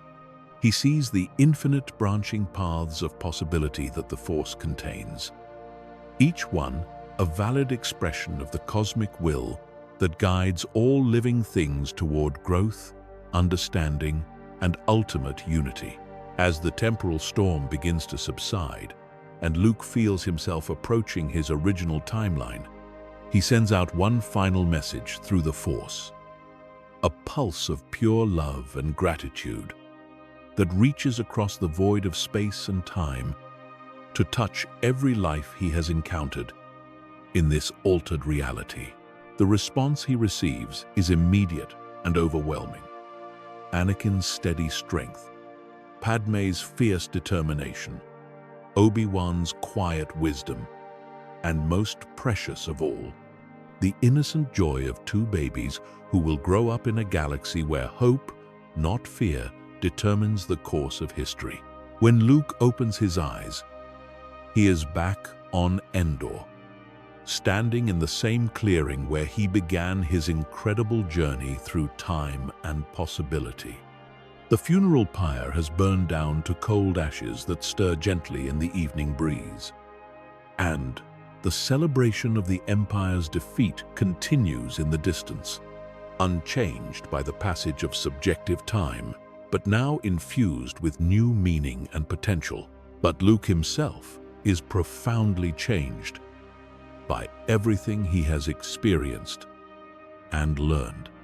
As he reaches out through the Force, he senses his father's spirit, joining with Obi-Wan and Yoda in the peaceful embrace of the cosmic force. But now there's something more, a deep, abiding knowledge that redemption is not just possible, but inevitable for those willing to choose love over hate, hope over fear, connection over isolation. The impact of his temporal journey extends far beyond personal satisfaction or family reconciliation. Luke now carries within him a complete blueprint for rebuilding the galaxy in the aftermath of the Empire's defeat. Knowledge that could prevent decades of conflict and create unprecedented prosperity for all sentient beings. He understands which governmental structures will prevent future tyranny, which Jedi teachings need fundamental reformation, and most importantly, how to help others find their way back from darkness without abandoning them to despair or vengeance. Over the following weeks and months, as the New Republic struggles to take shape and the surviving Jedi begin the monumental task of rebuilding their shattered order, Luke shares the wisdom he has gained with a conviction and clarity that transforms every discussion. He advocates for a more balanced approach to Force training that acknowledges emotion as a source of strength rather than weakness, helps design governmental safeguards that address the specific vulnerabilities Palpatine exploited, and most importantly, carries himself with the unshakable conviction that even the most lost souls can find their way home if someone is willing to show them the path. The knowledge he has gained from his temporal journey guides him through every challenge the post-Empire galaxy presents with unprecedented effectiveness. When former Imperial warlords seek to carve out their own territories through violence and intimidation, Luke approaches them not with threats or ultimatums, but with the deep understanding that fear and desperation drive most evil actions. His ability to offer genuine alternatives based on proven models of success leads to peaceful surrenders and voluntary integration into the emerging democratic order. When young Jedi students struggle with anger, attachment, or the temptation to use their powers for personal gain, Luke teaches them through example and experience that these emotions can be acknowledged, understood, and channeled constructively rather than suppressed until they explode in destructive ways. His training methods, directly inspired by the reformed Jedi Order he witnessed in the altered timeline, produce a generation of Force users who are both more powerful and more stable than their predecessors. Years later, when Luke has become the Grand Master of the new Jedi Order and the New Republic has evolved into a stable, democratic confederation of free worlds that serves as a model for civilizations throughout the galaxy, he often returns to that clearing on Endor where his extraordinary journey began. Standing among the trees where his father's spirit was finally released from the chains of darkness, he reflects on the miraculous nature of the path that led him through time itself to discover the true power of the Force. The knowledge that somewhere, in some timeline, his family is whole and happy sustains him through every difficulty he faces in this reality. When political negotiations grow frustrating and short-sighted, when Jedi students struggle with their training and question whether the discipline is worth the sacrifice, when the weight of leadership feels overwhelming and the temptation to use power for expedient solutions becomes strong, Luke draws strength from the memory of a perfect evening spent with his parents and infant siblings in a cozy apartment on Coruscant. That timeline continues to exist, continues to flourish, and continues to prove that love, hope, and redemption are not just noble ideals, but practical forces that can reshape entire galaxies when embraced with sufficient courage and commitment. And in Luke's heart, that knowledge burns like an eternal flame, lighting the way forward for all who seek to build a better universe for the generations yet to come. That's our theory. The Star Wars universe is a galaxy filled with exciting stories and possibilities, and we love exploring them. If you want to accompany us on this journey to a galaxy far, far away, then please like, share, and subscribe to our channel. On his final night in this timeline, he has decided that he must at least attempt to return. Luke sits with his family in their apartment on Coruscant. The war is over, the Sith are destroyed, and the galaxy is beginning a new chapter of peace and prosperity that will last for generations. The apartment itself reflects the changes that have swept through the galaxy. Instead of the sterile, minimalist aesthetic that characterized Coruscant during the war years, the space is warm and welcoming. Children's toys are scattered across the floor, indicating a life focused on family rather than political maneuvering. Padme's senatorial robes hang beside Anakin's Jedi cloak, symbolizing the integration of their professional and personal identities. The twins are now walking confidently and beginning to speak in simple sentences that often seem far too wise for their age. Baby Luke has developed a habit of reaching toward his older self with obvious recognition, as though he somehow understands their connection. Baby Leia shows signs of the strong will and leadership potential that will serve her well in any timeline, often taking charge during their play sessions with an authority that makes all the adults laugh. "Will we see you again?" Padme asks, as Luke prepares for his journey home through the temporal stream. She's holding both twins in her lap, and the sight of his mother with his infant self and sister creates a tableau that Luke knows he will treasure for the rest of his life. "I honestly don't know," Luke admits, his voice thick with emotion, as he looks around the room at the family he never had the chance to know in his original timeline. Time travel isn't something to be undertaken lightly, and I'm not even sure if what I'm attempting is possible. The technique that brought me here required enormous amounts of energy, and I may not have the strength to attempt it again so soon. Anakin rises from his chair and embraces his son, and Luke can feel the peace and contentment that radiates from his father now. This is the man Anakin Skywalker was always meant to be. Not the prophesied chosen one burdened with unrealistic expectations, but simply a good man who chose love over power when it mattered most. "Thank you," Anakin whispers, his voice breaking with emotion, "for giving me the chance to be the father I should have been, for showing me that it's never too late to choose the right path, for saving not just me, but everyone I love." "You saved yourself," Luke corrects gently. "I just showed you what was possible. The strength to turn back to the light was always inside you. You just needed to remember it was there." Obi-Wan, who has become like a grandfather to the twins and a beloved friend to the entire family, places a hand on Luke's shoulder.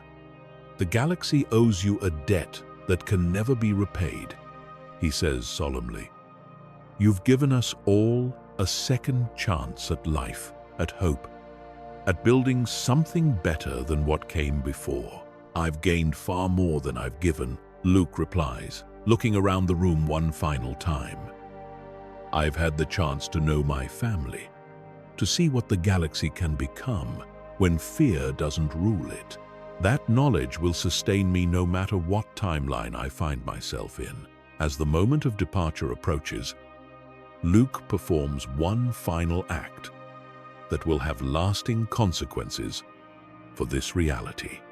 Using techniques learned from the ancient holocron, he creates a force impression of his experiences, a concentrated burst of memory and emotion that he embeds in the twins' developing consciousness.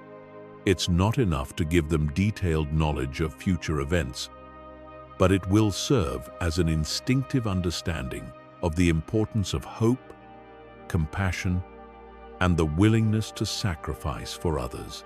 "What did you do?" Padme asks, sensing the subtle shift in the force that surrounds her children. "I gave them a gift," Luke explains, an understanding that no matter how dark things may seem, redemption is always possible. Love is always stronger than hate. And sometimes, the most powerful weapon in the galaxy is simply refusing to give up on someone you care about. Luke activates the temporal revision technique for what he hopes will be the final time, drawing upon reserves of strength he didn't know he still possessed. The process is even more agonizing than before, as though the universe itself is reluctant to let him leave this perfect timeline. Reality bends and warps around him as past, present, and future collapse into a single point of infinite possibility. But as the technique reaches its climax, and Luke feels himself being pulled back through the stream of time, he maintains perfect focus on his destination. He thinks of Leia, not the infant in this timeline, but the strong, determined woman who leads the rebellion in his original reality. He thinks of Han Solo, frozen in carbonite and waiting for rescue. He thinks of the friends and allies who are counting on him to return with the knowledge that can help them defeat the Empire once and for all. The transition through time is a symphony of sensation and memory. Luke experiences fragments of every timeline that might have been, realities where Anakin never fell, where the Jedi Order evolved differently, where the Clone Wars ended in devastating defeat for the Republic. He sees the infinite branching paths of possibility that the Force contains, each one a valid expression of the cosmic will that guides all living things. As the temporal storm finally begins to subside, Luke sends out one final message through the Force, a pulse of pure love and gratitude that touches every life he has encountered in this altered timeline. He feels their responses like warm embraces across the void of space and time.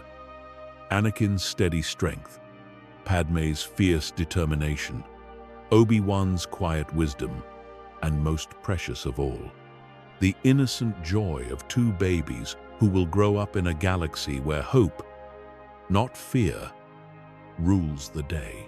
When Luke opens his eyes, he is back on Endor, standing in the same clearing where he began his incredible journey. The funeral pyre has burned down to cold ashes, and the celebration of the Empire's defeat continues in the distance, unchanged by the passage of time. But Luke himself is profoundly changed by everything he has experienced. As he reaches out through the Force, he senses his father's spirit, joining with Obi-Wan and Yoda in the peaceful embrace of the cosmic force. But now there's something more. A deep, abiding knowledge that redemption is not just possible, but inevitable for those willing to choose love over hate. The impact of his journey extends far beyond personal satisfaction. Luke now carries within him the blueprint for rebuilding the galaxy in the aftermath of the Empire's defeat. He knows which governmental structures will prevent future tyranny, which Jedi teachings need to be reformed, and most importantly, how to help others find their way back from darkness without abandoning them to despair. Over the following weeks and months, as the new Republic takes shape and the Jedi Order begins to rebuild, Luke shares the wisdom he has gained. He advocates for a more balanced approach to Force training, one that acknowledges emotion as a source of strength rather than weakness. He helps design governmental safeguards that will prevent another Palpatine from rising to power. Most importantly, he carries himself with the unshakable conviction that even the most lost souls can find their way home if someone is willing to show them the path. The knowledge he has gained from his temporal journey guides him through every challenge the post-Empire galaxy presents. When former Imperial warlords seek to carve out their own territories, Luke approaches them not with threats but with the understanding that fear and desperation drive most evil actions. When young Jedi students struggle with anger or attachment, he teaches them that these emotions can be acknowledged and channeled rather than suppressed and denied. Years later, when Luke has become the Grand Master of the new Jedi Order and the New Republic has grown into a stable democratic confederation of free worlds, he often returns to that clearing on Endor. Standing among the trees where his father's spirit was released, he reflects on the extraordinary journey that showed him the true power of the Force, not to destroy or dominate, but to heal and redeem. The knowledge that somewhere, in some timeline, his family is whole and happy, sustains him through every difficulty. When political negotiations grow frustrating, when Jedi students struggle with their training, when the weight of leadership feels overwhelming, Luke draws strength from the memory of a perfect evening spent with his parents and infant siblings in a cozy apartment on Coruscant. That's our theory. The Star Wars universe is a galaxy filled with exciting stories and possibilities, and we love exploring them. If you want to accompany us on this journey to a galaxy far, far away, then please like, share, and subscribe to our channel.